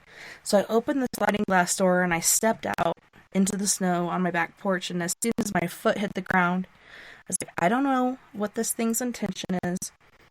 If it'll hurt me or harm me, I have kids to raise, so step back in the house, close closed the door and then called the family over, and myself and my two daughters saw the exact same thing. It looked like a glass orb, which is probably like a force field or something, with liquid fire flowing through it. So it was red and orange and yellow, rolling in like a clockwise fashion through this ball. And it's going at a slow walking pace. And my husband saw the orb with a bat inside of it, a really big bat glowing, with its wings flapping at a very slow rate of speed. Very weird. Wow. And that's the same, we saw the same thing when I was probably like seven months pregnant with my son. We were coming back from Ignacio, which is a reservation town here in Colorado. They used to have the motorcycle rally there. They don't do it anymore, really. But my daughters are like, Mom, there's a light in the sky. There's this light in the sky following us. And I'm like, what are you talking about? I couldn't see what they were talking about because I was driving. But I pulled my Gran Torino over to the side of the road when I got to the end of the Rainbow Road, got out and looked up, and there it was in the sky, about probably 50 feet or so. So it looked a lot smaller than it did, like just 3 feet off the ground. But it was the same exact color. I don't know. Very weird. And then the other ones I got pictures of, like at first they appeared as balls of light, but then they appeared as like, it seemed like single person units or something like that. Really small craft. Not balls of light. But before they disappeared again, they turned into balls of light. Like, I don't know if it's like some sort of portal or whatever they're using. It's pretty interesting. Wow. I love hearing this kind of stuff. I'm glad I'm not boring you and you're not yawning anymore. Jeez, you made me feel self-conscious. Thanks a lot, Micah Dank. Sorry. It's all It had right. nothing to do with you. No worries. So how have you been getting by with this whole COVID thing happening? Everything been working out okay for you, or have you had to change your life quite a bit due to this? Like, what's going on Long Island? I've just been, selling books, doing podcasts, taking classes, and just keeping busy. That's basically all I've been doing. That's good. You're educating yourself. And selling books and educating other people. Yep. So do you get a lot of good feedback? Do you get feedback at all? Like, what's it like being an author in the world today? I mean, if you go to Amazon, you can check out my reviews. They're all really good. It's great hearing new ones. But I'm not one that gets brought down by negative ones. Right. I'm not one. I kind of ignore them. I just focus on the good ones. I've always been like that. That's good. Well, some people make their haters their motivators. A lot of times when I've succeeded in life, it's because people told me I couldn't. And it was hearing them say that I can't do it. Like when I joined the Marine Corps, my abusive boyfriend at the time and a couple other people were like, no way, you can't do that. And I did it. It was hearing them in my head saying I can't do it that kept me going, because I'm hard-headed. You tell me no, you tell me I can't do something, I will do it just to spite you. Good for you. I'm so glad you don't let them important. get you down, though. That's No. awesome. No, I don't. And I surprisingly, for what I talk about, don't get a lot of religious people that kind of challenge me or this and that.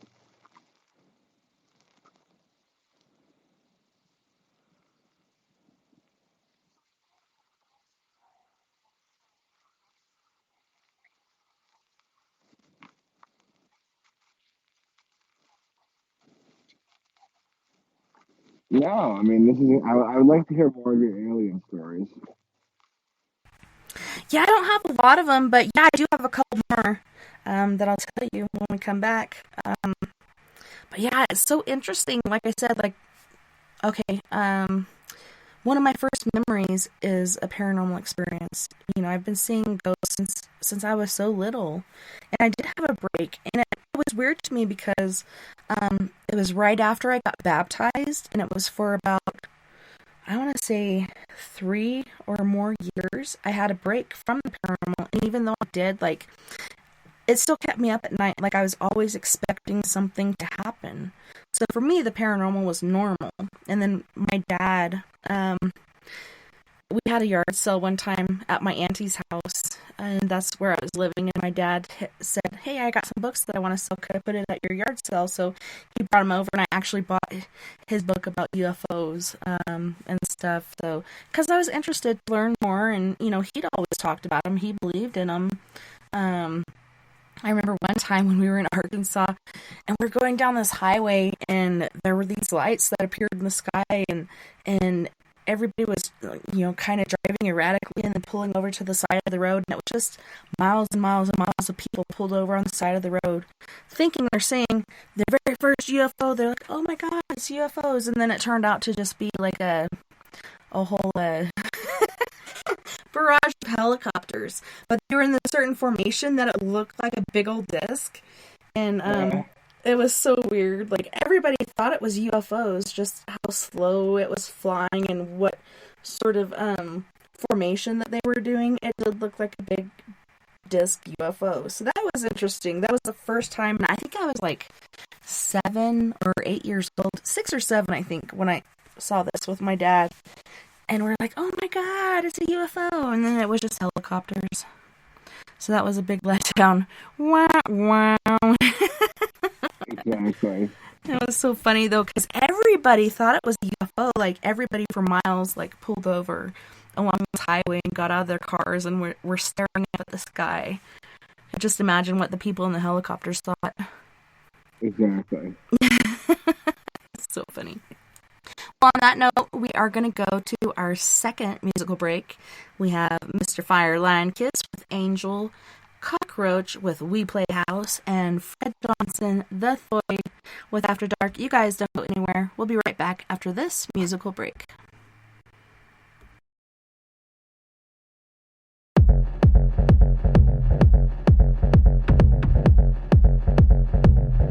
Angel.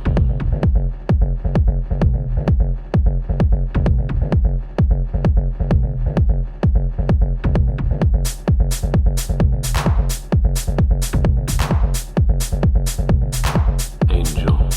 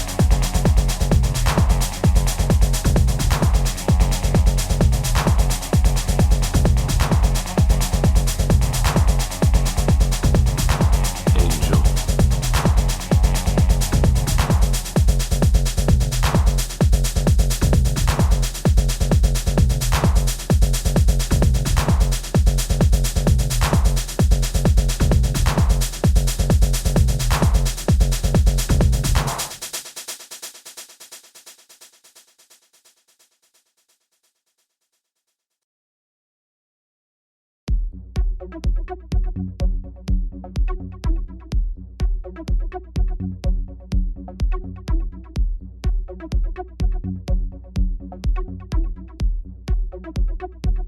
play house.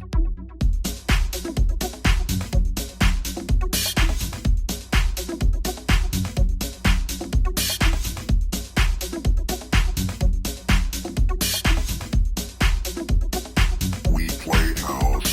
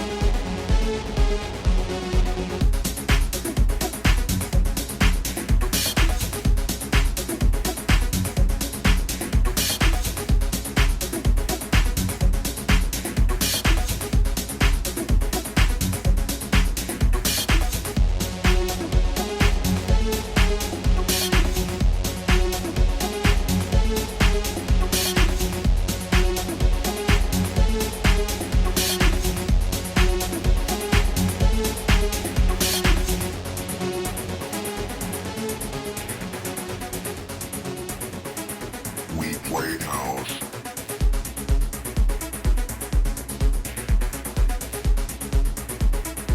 We play house.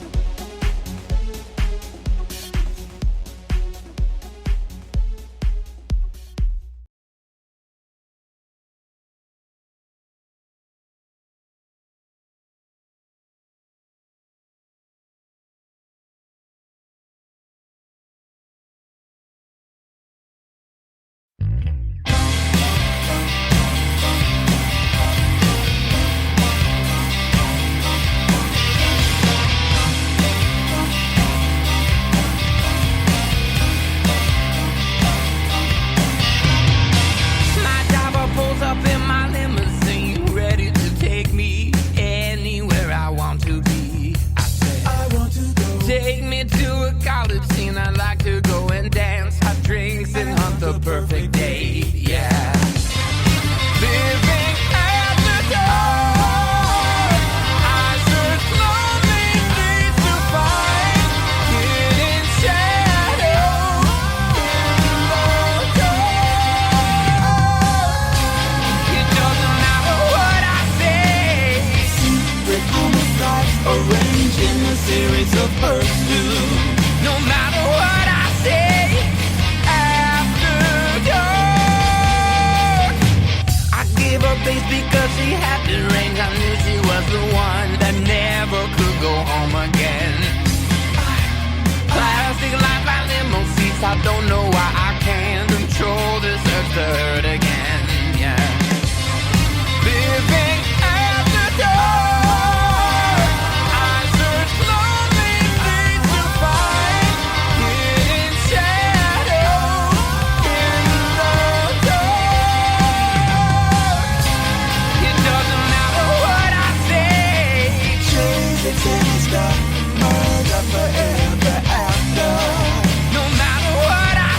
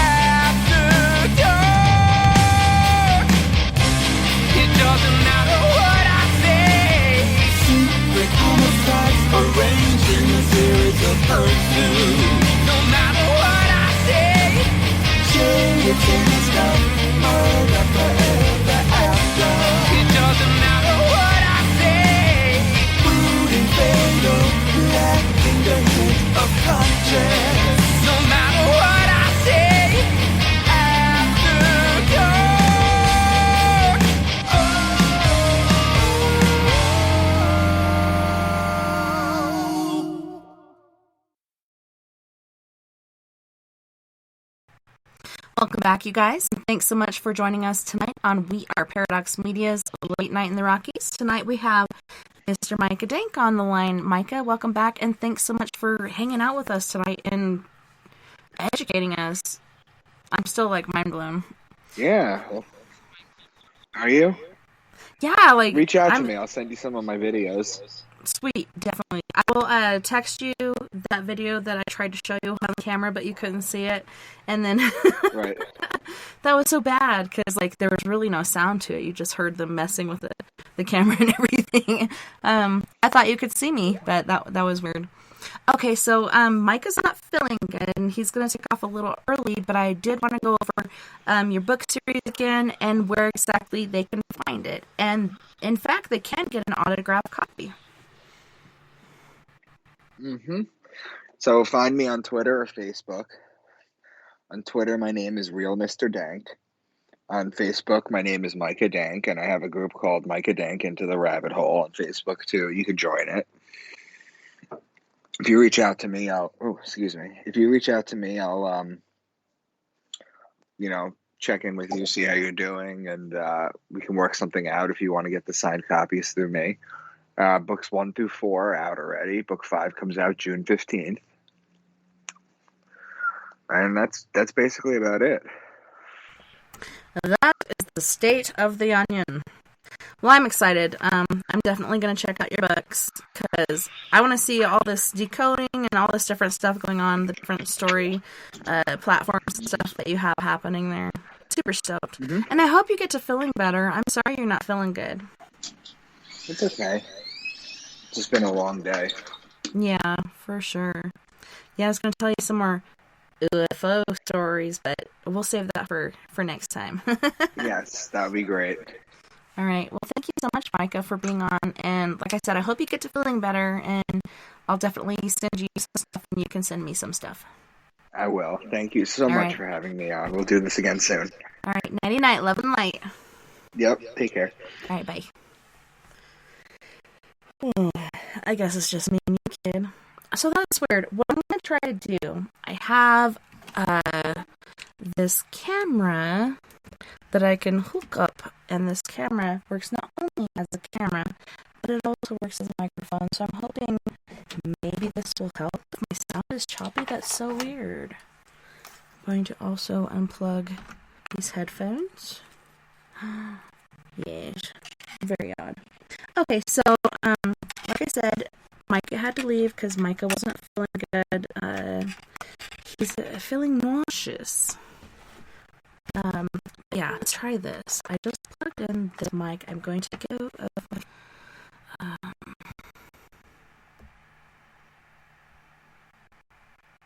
Looking for. I don't know if this will work. Oh, I think I have to go to Skype first. So if anybody wants to call in and talk, we can have some coffee talk.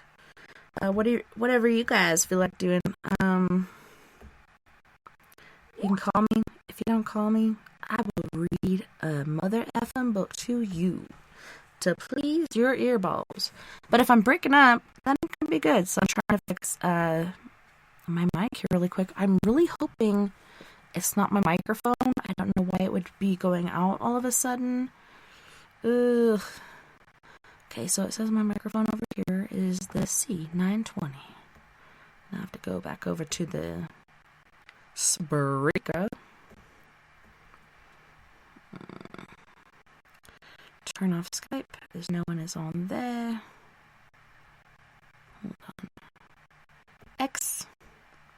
XOO.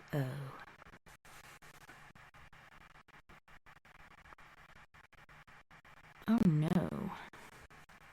I hope you guys can still hear me. I did turn off my Skype. I don't know if that affects Spreaker. Hopefully you can still hear me. My sound's bouncing, so I think that's a good sign.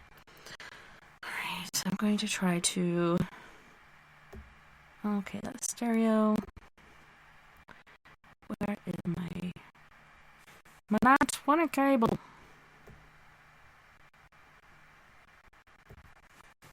Micah was cool. I wish he could have stayed longer. Man, seriously. Like, all the stuff he was talking about, holy shit.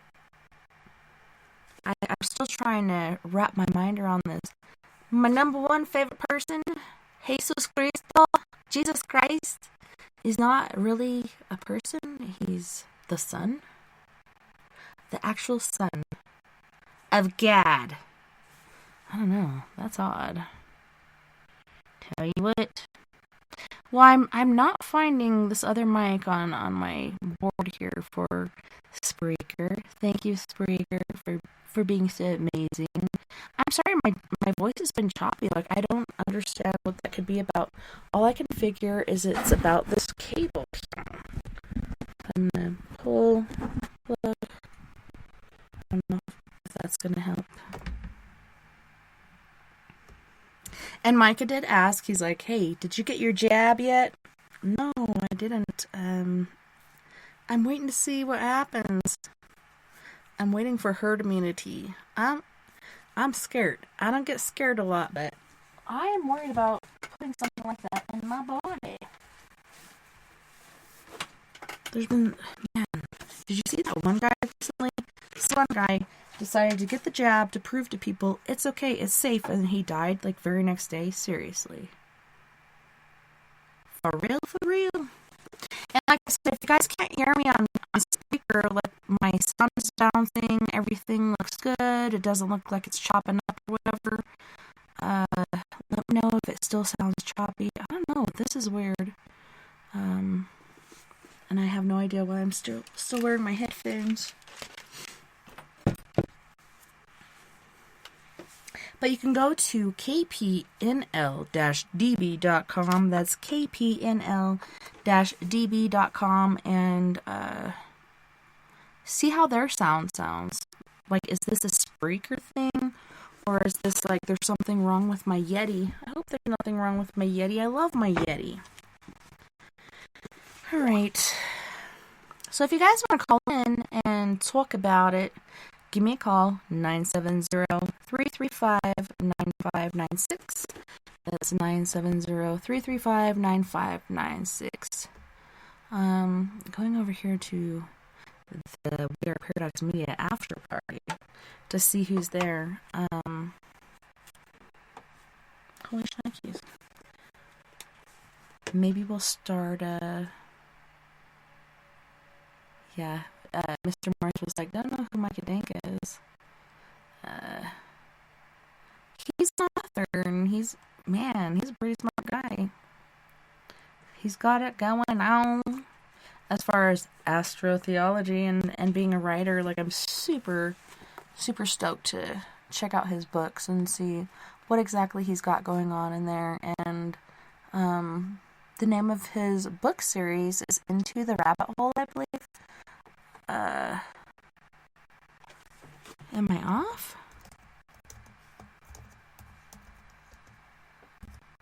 You wanna do an early after party? You guys, what do you think? I'm typing it in here with my left hand. I am ambidextrous. Alright. So all I know what to do, I don't have a lot to talk about. There's really not a lot going on in my life except for being a house mouse, doing homeschool, and occasionally going to the store to buy groceries. And being chaotic. Chaotic neutral. I'm not chaotic evil or chaotic good. I think I'm chaotic neutral. But this next story is called The Pickled Skull Mystery. A half-dozen Texas Rangers got wind of a rich gold strike in South Park during 1863. This prompted the Rangers to ride north to check things over. Their destination was the new Colorado mining camp of Montgomery, located at the foot of Hoosier Pass and at the headwaters of the South Platte River. Montgomery had already hit its peak by this time and had become the largest community in the entire South Park region. And I've driven through there. It's pretty, not desolate, but kind of, it's in the middle of mountains, and it's in this prairie range, and there's really not a lot going on. If you blinked, you'd miss it, really. Except for the big old sign that says, "Hey, this is South Park." So one evening, the Rangers decided to explore the foothills. During their ride, they spotted an encampment of Ute Indians belonging to Chief Colorado. Low on rations, the Texans boldly rode into the Indian camp. Colorado had mixed feelings about the white men, but decided to help the Rangers by giving them some fresh meat and assigning them a place to camp. The Rangers took note of the Indian ponies. During a dinner of fresh antelope steaks provided by the Indians, the Rangers discussed the question of stealing some of the ponies. At dawn, Colorado's braves got ready to organize a hunting party. Boys were sent to find the swiftest mounts from the herd and quickly discovered that a dozen of their best ponies were missing. Their Texas guests were also gone, and the ashes of their campfire were nearly cold. The hunting party quickly switched to war paint and took after the Texas horse thieves.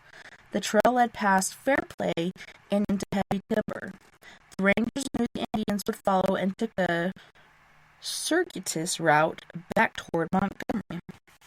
The Indians were excellent trackers and soon caught up with the ungrateful Rangers. The two parties fought in a gulch near Mount Silver Hills. Little is known about the battle. One of the Rangers died in the conflict, and his name was listed only as John Smith. Go figure.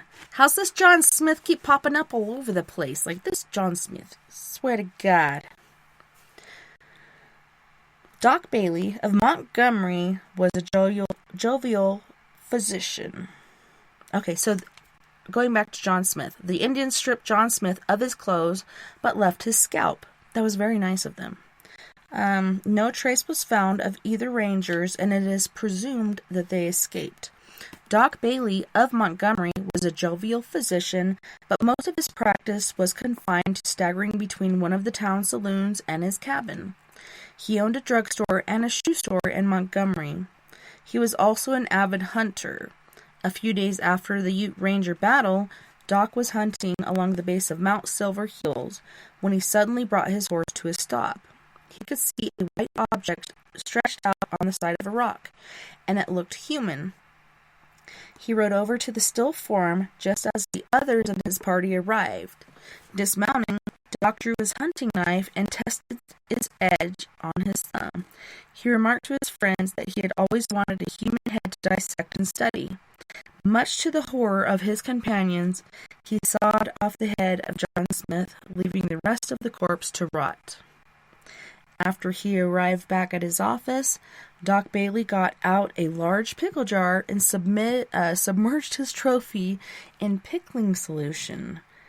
So that all could see his prized possession, he placed the head in his office window. Needless to say, those passing by found the sight of the head in the pickle jar repulsive. Ew, man. It wasn't long before some citizens stole the head, placed it in a gunny sack, and dropped it into an abandoned mine shaft. Long after John Smith and the story of the battle between the Rangers and the Ute Indians was forgotten, two miners purchased an old claim near the ghost town of Montgomery. The men pumped the water out of the shaft and began to clean out the debris and began mining operations. While shoveling out the mud, one of them hit something round which was covered with rotting cloth. With the mud and cloth removed, the object clearly was a human skull.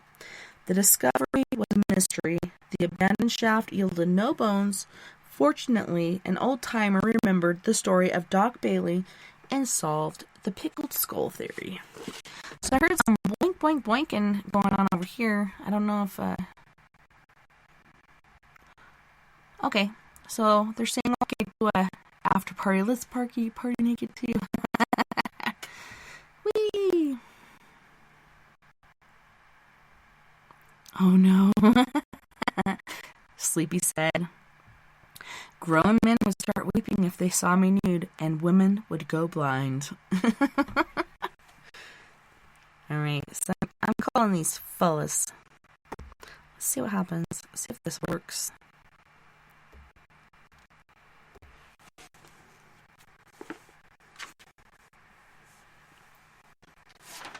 I have a moment of silence for the pickled skull of Mr. John Smith. I want to say John White, but that's the landlord.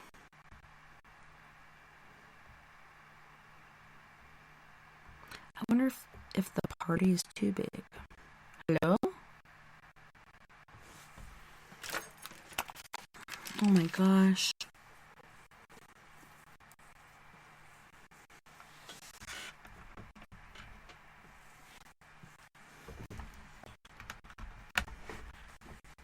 I'm going back over here to see what's on, why I can't hear you guys. I don't get what's going on this evening. Can you hear me? Alright. The champ is here.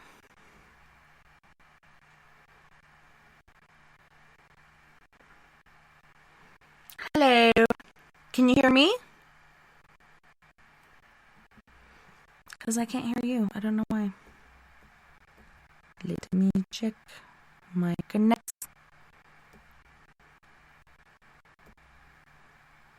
Yeah, it should be working. We should be able to hear you, but I do not hear you. I cannot hear what's going on. What a clusterfuck. This is, like, kind of agitating this evening. Okay, so we got the webcam going on over here. Webcam. Baby cholo. Maybe speakers? Let's try that. Hello?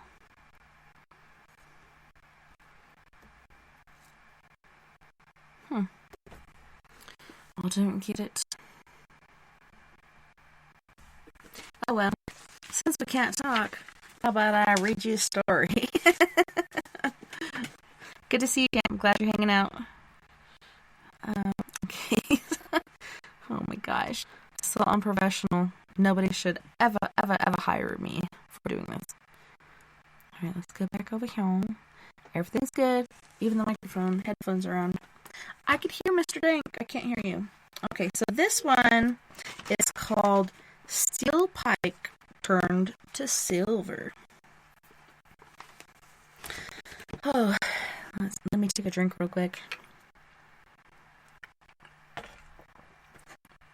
And I drag off my vaporizer.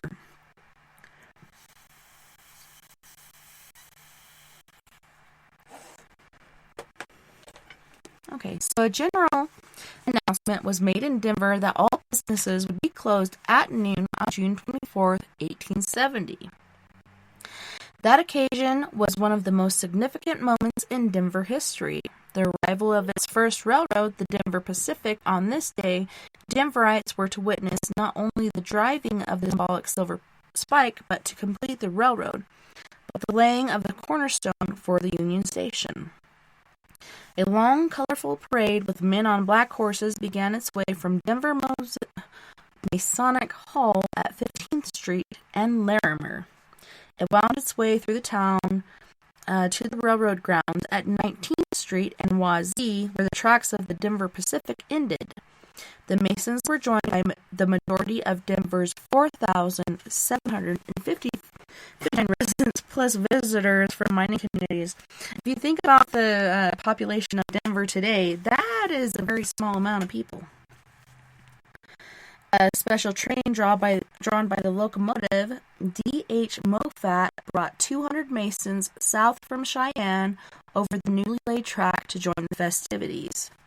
The mines in Georgetown area had previously agreed to provide a spike made of pure silver for the ceremony.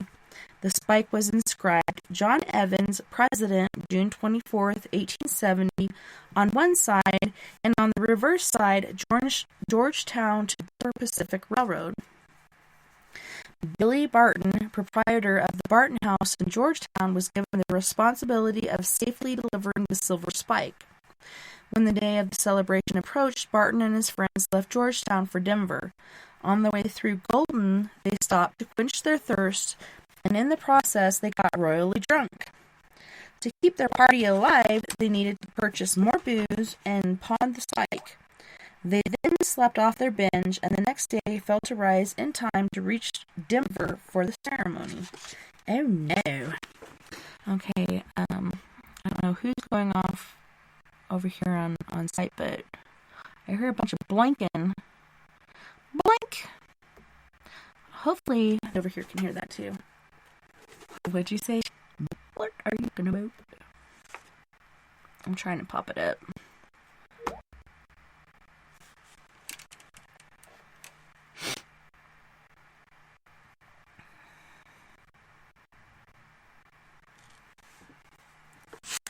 I don't know. That is so weird.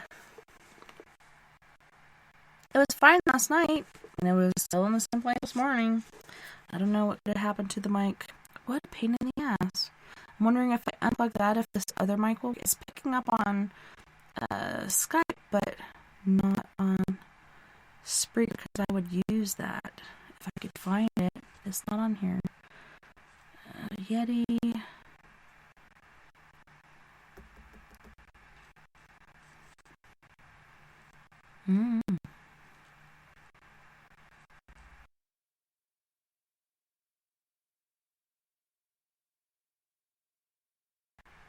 I don't know.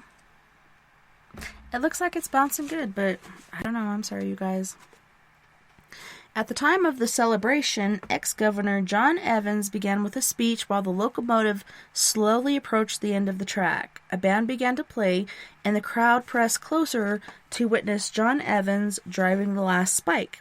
At the moment when Billy Barton was supposed to step forward and present the silver spike, there was silence. No Billy Barton, no Georgetown miners to represent him, and no spike.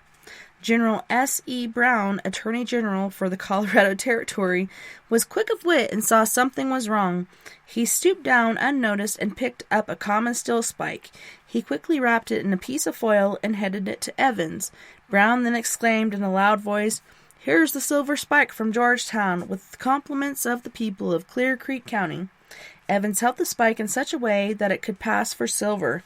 Evans later redeemed the historic spike from the pawn shop. No word was recorded as to what action was taken against Billy Barton. The historic spike is now housed at the Colorado Historical Society. There's somebody. Damn, that's loud. Hello? Hello. Hello. Wasabi. Me. Oh, boy.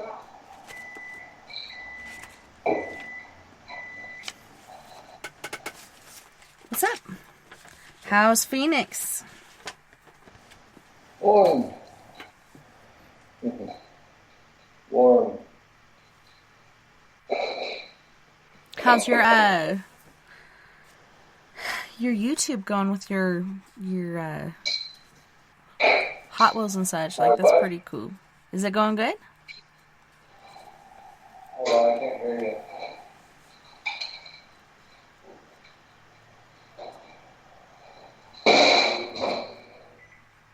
Weird.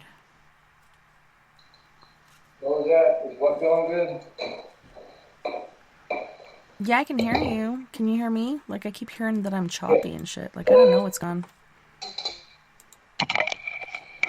Yeah, I can hear you. Do I sound choppy? Like, I don't get it. I don't know what's happening. No, It's gotta be a no. Spreaker thing. Can you hear me? Mm-hmm. Okay.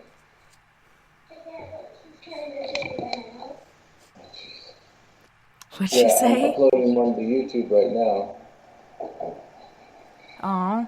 I hope your headache goes away, champ.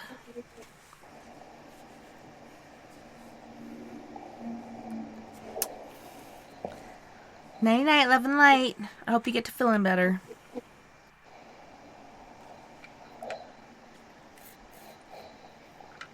Well, here's my YouTube. Here's a. There you go.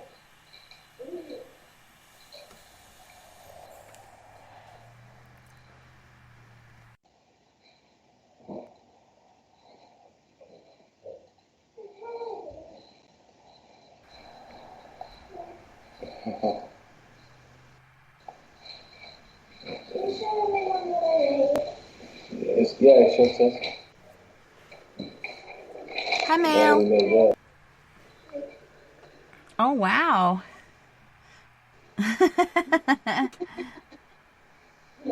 That's pretty cute. I like it. What does it say? Darling Valentina.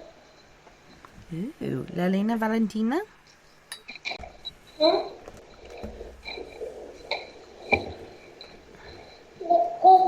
Love you. Careful. Aww. How long do you guys have with school going on? I think she ends sometime this month. Nice. Yeah, I think our kids are on the 21st. Lily's already done with her stuff. She's got a few like paper assignments she has to finish, but otherwise she's done. She's golden. Floyd's like, what the hell?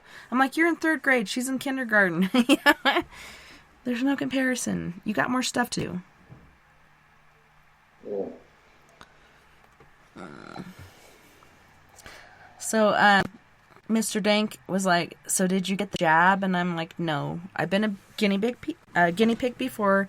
I don't think I want to try it again. I'm waiting to see what happens because there's short-term and long-term effects. And, you know, the whole story isn't laid out. This is all, to me, experimental. But he hasn't gotten his either. Did you get yours? No. I'm not going to. Me neither. No, they own you. Genetically modified materials in there. There's genetically modified. They can genetically modify seeds and own the seeds and seed farmers. They can genetically modify things injected into you. Monsanto.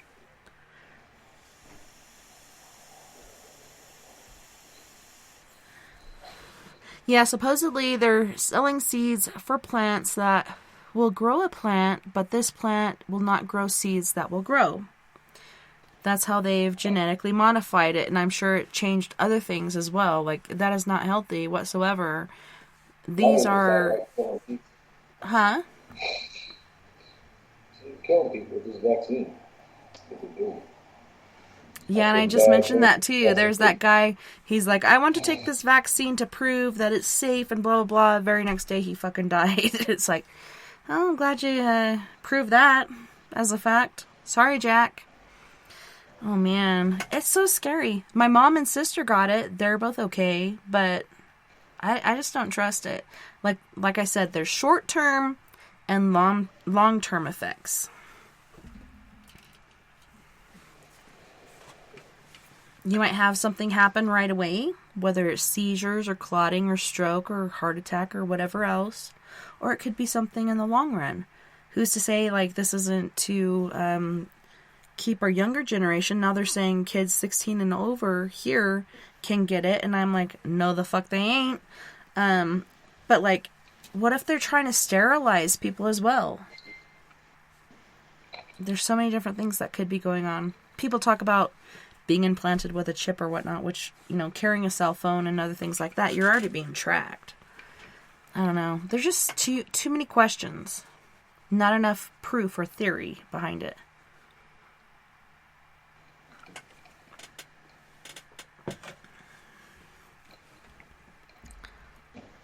And stuff.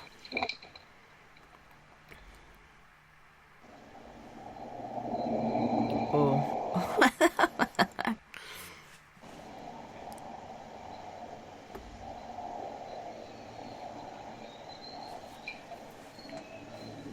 Alright, so I'm trying to look really quick in the chat, which really quick in the chat, you know, is not correct. Are we on the air? Yeah, I was just seeing what came up in the chat. I'm sorry, champ, that you're going through that. I hopefully, man, people can get their shit together. I feel bad.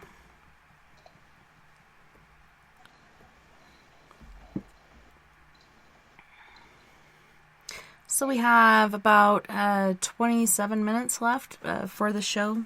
Is there anything else you guys wanted to talk about? What's going on in the world? Etc., etc. Processed chicken. Hell yeah! From Tyson, bitches. Sounds good. Supposedly all the hormones they're putting in our meats and stuff is why girls in high school and junior high have such tiggle bitties these days. All the hormones they're putting into the meat.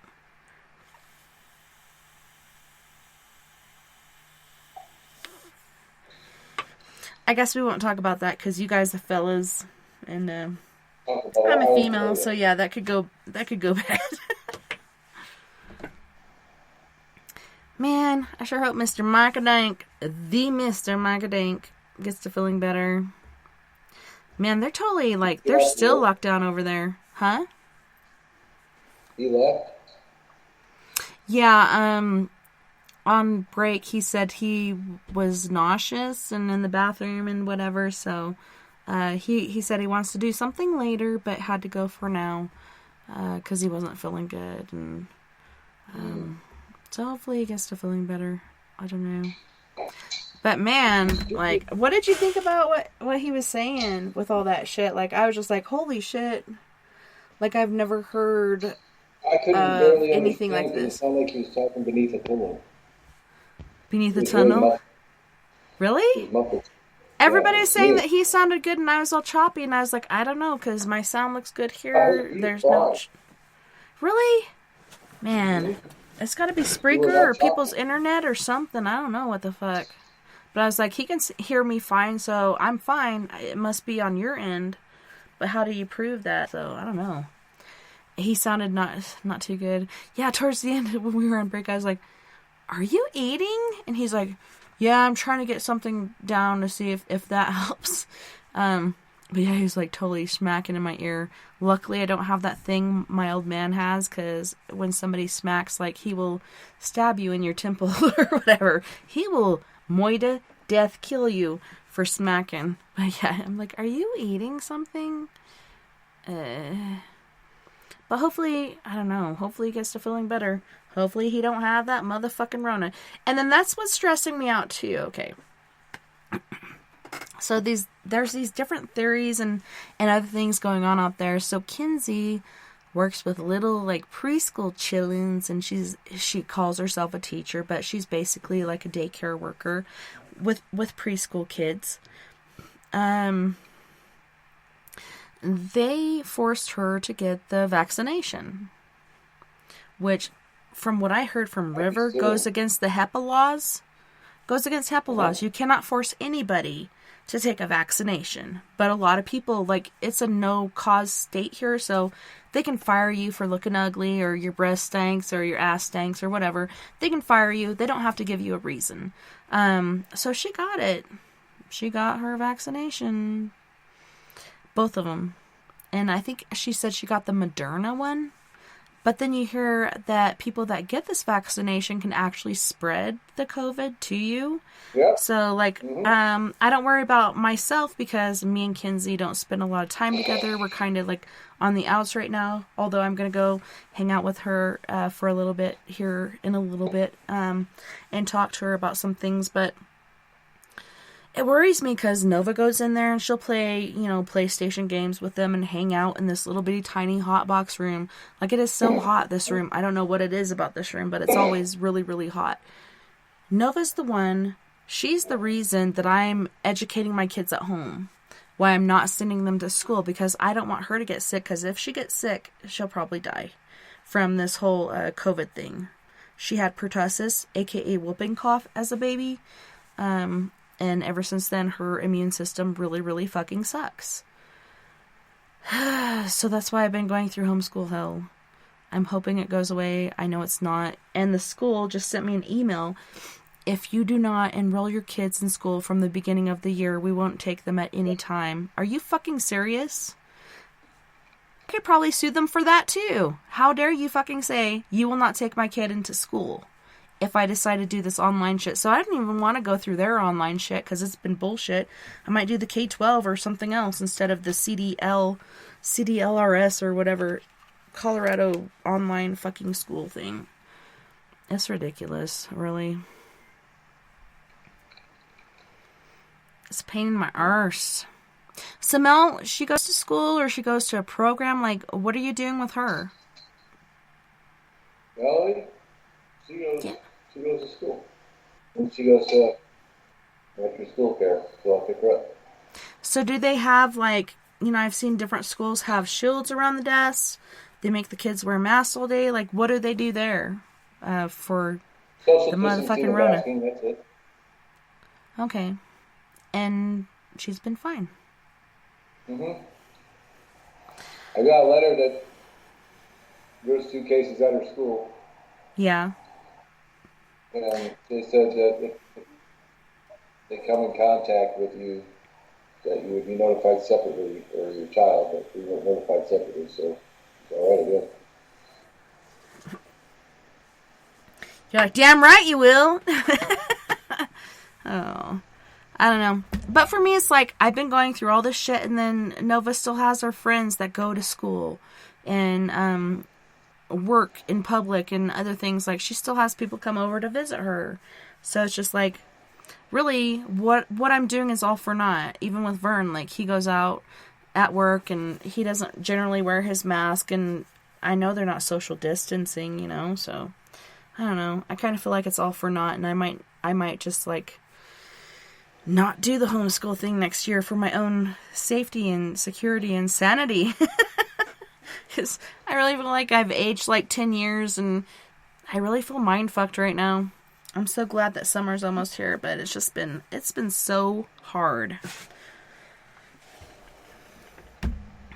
I feel mostly bad for the kids for having to put up with my shit. Poor childrens. What is that? Is that barbecue sauce in front of my camera or what? Looks good. Looks good. Yeah, that's it. Craft barbecue sauce. Kentucky bourbon. Hell yeah. Looks delicious. Sweet and tangy with oaky bourbon. With tomato, molasses, and savory, spicy blend. Very nice. You gotta have that tinge of spice.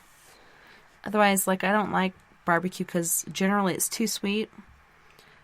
Poor champ. I'm sorry your headache's getting worse. Maybe it's because you're listening to our shenanigans. Put your parents on the line. Let me have a talk with them. Listen here. You want to talk about it? Like, here we go. So any, like, new UFO shit, or, like, what about your new place? Any paranormal happenings? Is it still really quiet and bright and shiny? No, Huh? no paranormal crap, thank you. Good. Yeah, I'm glad, like, something didn't connect to you guys, or a piece of your property or whatever that you're moving.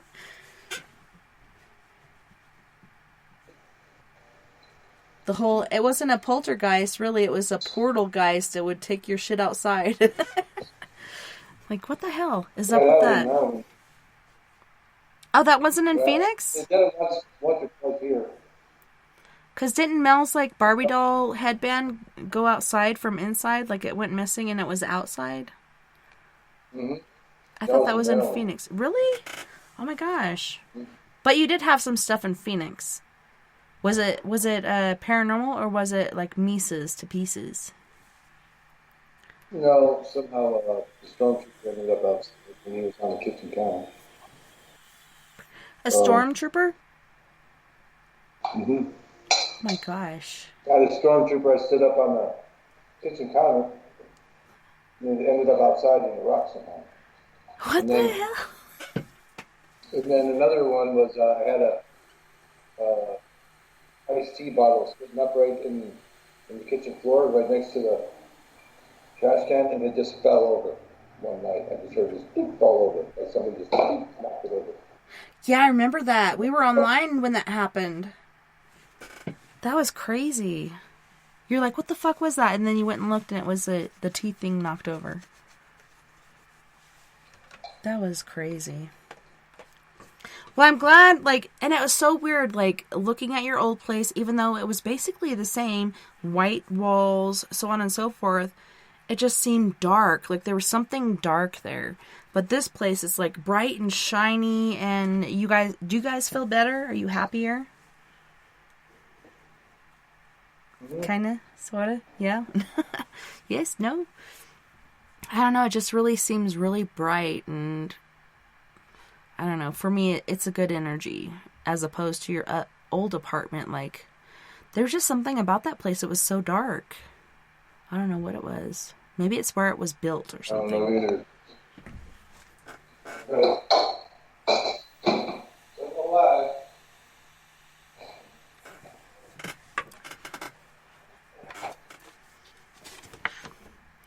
So I'm going to look here real quick.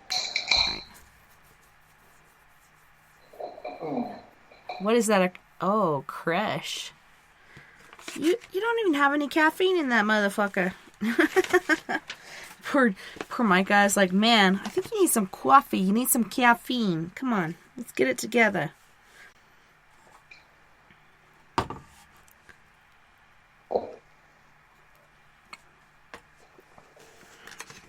Well, I think we have time for one more story. Let me see what time it is. Yeah, I think we have time for one more story if you're down. One more. Yes. Yeah, sure. Okay. Unless you want to talk about something, like it's up to you. This one's called The Dueling Madams. Story time. Yeah. Alright, so possibly the West's only pistol duel between two female adversaries was fought on the night of August 25th, 1877 in Denver's Olympic Gardens. I think I've heard of this story. Yeah, because I did read this book before. Now I know why I remember it. Denver was a wide open town during the 1870s, and this may be why Maddie Silks selected the Queen City to practice her profession. She was a madam and possessed a great talent for making money. Cortez D. Thompson, a gambler and runner, also became a resident of Denver. Court and Maddie soon became good friends, and he began to depend on her money to make good on his losses. In turn, she depended on his affection. Maddie was described as a vest pocket edition of the lovely Lily Langtry, famous stage personality of the period. Maddie's blue eyes and clear complexion complemented her blonde curls. She was a little on the plump side, which was in the vogue at the time. Her clothing was purchased from the finest shops in Kansas City. As far as her taste, however, it bordered on the lurid, but fit her profession quite well. All of Maddie's dresses had two pockets. In the left one, she carried her coins, and in the right one, she toted a small pistol with ivory grips. The gun was a gift from Court, using Maddie's money to purchase the weapon. Here, I bought you a present with your own money. Please enjoy this, Miss Maddie. You're so lovely. Thank you for letting me spend your money. In 1871, Maddie claimed that the famous gunfighter Wild Bill Hickok trained her in marksmanship. At the time, Maddie was operating a sporting house in Abilene, Texas, while Hickok served as town marshal. Court was Maddie's man. He was a Texan who spoke with a soft southern accent and claimed to have served with Quantrell's Raiders at the close of Civil War. A brace of pistols was concealed inside his hip pockets. Court was slender, of medium build, and had sandy blonde hair. His mustache was kept neat in upturned curls, typical of the day. When he was racing, Court wore pink tights, oh my gosh, and star-spangled blue running shorts. Oh my goodness. And there's a picture of Miss Maddie, and oh my gosh, if it weren't for her money, I don't think she'd go very far with the courtsmanship. Poor Maddie. He also wore his assortment of medals across his striped racing jersey. It should be noted that he won a number of races despite the fact that his training diet consisted of choice bourbon. Yeehaw! I wonder if it's Kentucky bourbon. As for earning his living, Court simply didn't believe in the work ethic. His basic philosophy was to maintain a work-free status by leeching off Maddie. Poor Miss Maddie.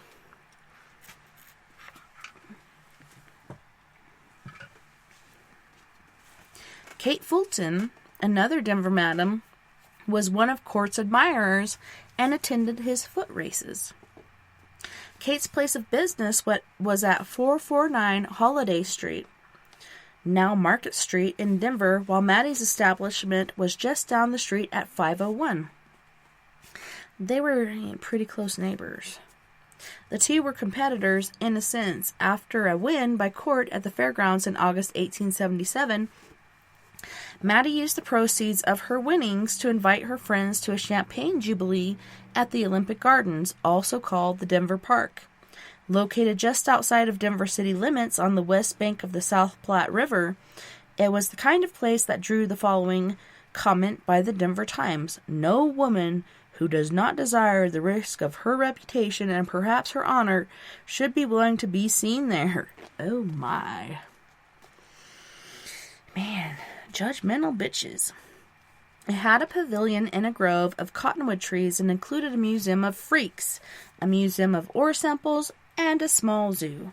Beer from the Denver Museum, from the Denver Brewing Company was the primary beverage, and it was the hangout for the town's sporting crowd.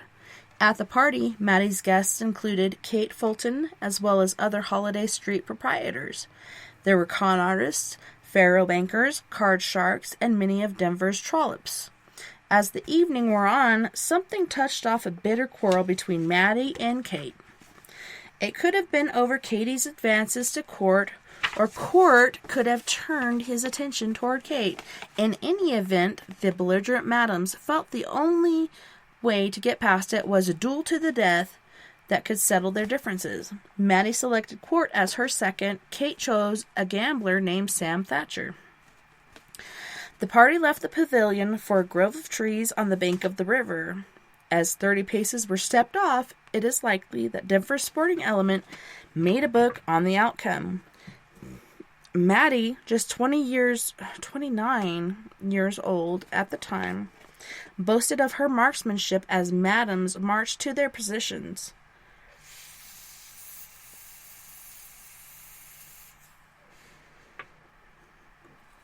Pistols were held ready, and the two women stood facing away from each other. At the count of 3, they turned and fired. Amid the smoke and the noise, a scream penetrated the night air. Court Thompson grabbed his neck and fell to the ground. Neither Maddie nor Kate were wounded. Blood spouted from Court's fingers as Maddie put her smoking pistol back into her pocket. She rushed to his side, and fortunately, it was only a flesh wound. In time, Court recovered fully and later married Maddie. What a good fella. I wonder if he poisoned her shortly after, being such a shady, freaking a-hole character. On a note, there are several versions of this quarrel that are equally interesting. Some accounts say that Thompson stepped in during a first fight between Maddie and Kate and struck Kate in the face, knocking her to the ground. Sam Thatcher is said to have intervened on Kate's behalf and was also knocked down. Thompson's friend then attacked Thatcher as Kate tried to protect him. She was kicked in the face and her nose was broken. Thompson's pistol was knocked out of his hand.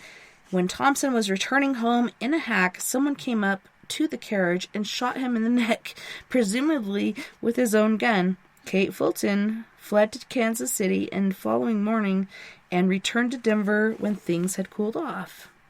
That would be a long freaking trip. Okay, so here's a picture. Maddie Silks, shown at the far left, is pictured with one of her prize racing horses. I'll show this to the Skype community. As you can see, I love old pictures. Yeah, that was an intriguing story. We have 8 minutes and 55 seconds. Yeah, Rosie, she was saying she loved listening to his theory, and the stars have really been like one of the main things in our history as far as, you know, what people every night looked up to, how we mark our calendars, how we know to grow, so on and so forth. It's pretty intriguing. I don't know. Like I've said before, I'm pretty sure mythology was real. It was not untrue. Let me see, how many pages is this story? I might read this. I don't think so. I don't think I could read this in 8 minutes. It's too many pages.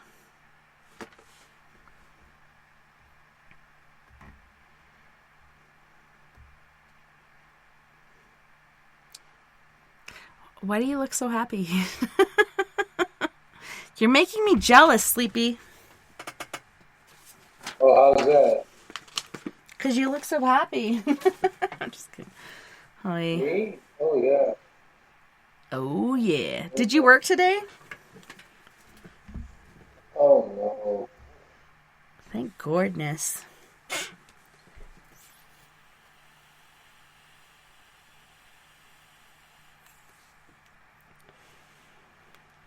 Are we still on break? No, we haven't been on break for a while. We have 7 minutes left till the show ends. I guess that's some good mess. We're still on the air. We're just like, what do we do this last 7 minutes? I don't know. I can't read a story in that short amount of time. Otherwise, I would. You what?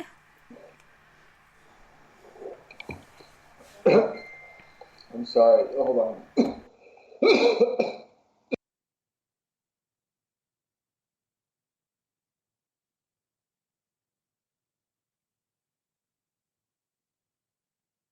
If we try to talk and take a drink of a soda at the same time, Yeah, wrong pipes. does not work out. Goes against everything your lungs believe in, like oxygen, as opposed to high fructose corn syrup. I'm sorry. Pound on your chest. Get it out. So, okay, here it says inside it is 79.9 degrees. Outside it is 62.6. Pretty sure you're probably still in the 90s or at least the 80s over there, huh? Yeah, it was pretty warm today. I think I have it set for 75 here in the house for the AC. That sounds a nice round number.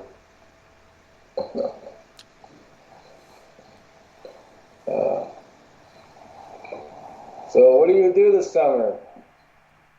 What am I gonna do? Okay, so Come on. yeah, I'm supposed to go to Phoenix in June. And I thought, my mom and my sister were going to Cancun in June, but I called them today. Generally, I do a weekend check-in, but like I said before, I fucking hate talking on the phone. Like, I can't believe I'm doing this. Because of how much I despise talking on the phone. Like, I'd rather text somebody or email somebody as opposed to talking to them, no matter how much I love them. But I talked to my mom and sister today, and they're like, Latanya's having her birthday on this date, and we bought these Backstreet Boys tickets. So do you want to go to a Backstreet Boys concert? And I'm like, that'd be fun. Like, not that it's the Backstreet Boys, but going to that with my mom and sister, because my sister is a hardcore Backstreet Boys fan, and my mom and her went already to a Backstreet Boys concert, and I'm somewhat offended that I wasn't invited in the first place, but I kind of get it, because I remember when I moved in with them when I was pregnant with Kinsey, and me and Amanda were sharing a room again, and she kept trying to put her Backstreet Boys shit on my wall, and I'm like, the only thing that can live over here is Aerosmith and these other hair bands. Backstreet Boys is not allowed on my side of the room.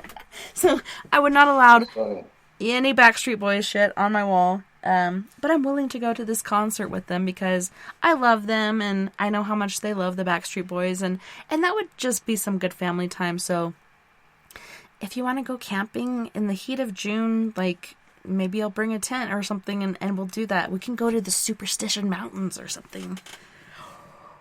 Yeah, it'll be a 411 case. It'd be great. We could go missing forever. Isn't that what happens to people in the Superstition Mountains? And they go missing? I don't know. Or we can float the Salt River or something. We could do something. The old tale about the Lost Dutchman gold mine is when Weaver's needle casts its long shadow at 4 in the afternoon, it's supposed to point to the entrance of the cave. Do you have a metal detector? People have been looking for that lost Dutchman for years and have died doing it. I don't think there's any gold out there, personally. I don't know, like people used I to think dig the holes gold- like under those rocks and mesas and shit and then never come back for it, or maybe they did. That's why nobody's finding shit. I think the gold that he got from the Apache probably mined from somewhere else. Or some reports even say that he stole it from the Apache. And then he made up the whole lost Dutchman mine to cover it up. But that's conjecture. I'm pretty sure that's where my old man's dad used to go treasure hunting. He was always looking for the Dutchman's thing. Was there a story with a stagecoachman and his son that were shot and killed and their wagon burned and their bodies were buried under the burnt wagon, Probably. so on and so forth? Is that the same one? Because I think there was a plant or something that bought that property, and that's why people haven't been able to go out there and search anymore. I'm pretty sure those motherfuckers got that shit. I know searching for the episode on it. So let's look on YouTube. I'm gonna have to ask about that and see like what the consensus is on that. But I think they found the burnt wagon wheel and they found like human remains in a hole. So that could be it. But we are going to go to the end of our show. Thank you so much, Sleepy, for coming in for the last part of the show and keeping me company. Poor Mr. Dank, Mr. Micah Dank got sick. But you guys, make sure you... Oh my god, Hagatha Krusty is at it again. Did you hear that? So make sure you look on Amazon or personally look up Micah Dank on Facebook and Twitter, I think are his two big ones. And you can get his series. You can even get signed copies of Into the Rabbit Hole. But thank you so much again, Mr. Sleepy Dave Davenport, for hanging out with me. Thank you, Jose, for listening and you know, being here throughout the show and not dodging out on me. You make me feel better about what I'm doing. But thank you to all of our friends on We Are Paradox Media's Facebook, Spreaker, Twitter, Periscope, and iHeartRadio, and wherever else beyond the Omniverse you may be listening tonight. I had a wonderful time, and I can't wait to do it again next weekend. On Saturday night, we got Mr. Second Chris Garcia, and then Sunday is Mother's Day. Probably come on, have a little powwow with you guys. Maybe I'll read some stories out of bizarre Colorado, because it is very bizarre here. You guys don't forget, we are all in this together. Together we can make the world a little better. And together, my friends, we are Paradox Media, because without you, there is no us. If you want to join us for the Skype after party, I don't recommend it, but you can look me up at tessa.n.thomas30 or give me a call at 970-335-9596. Until next time, nighty-night, love and light.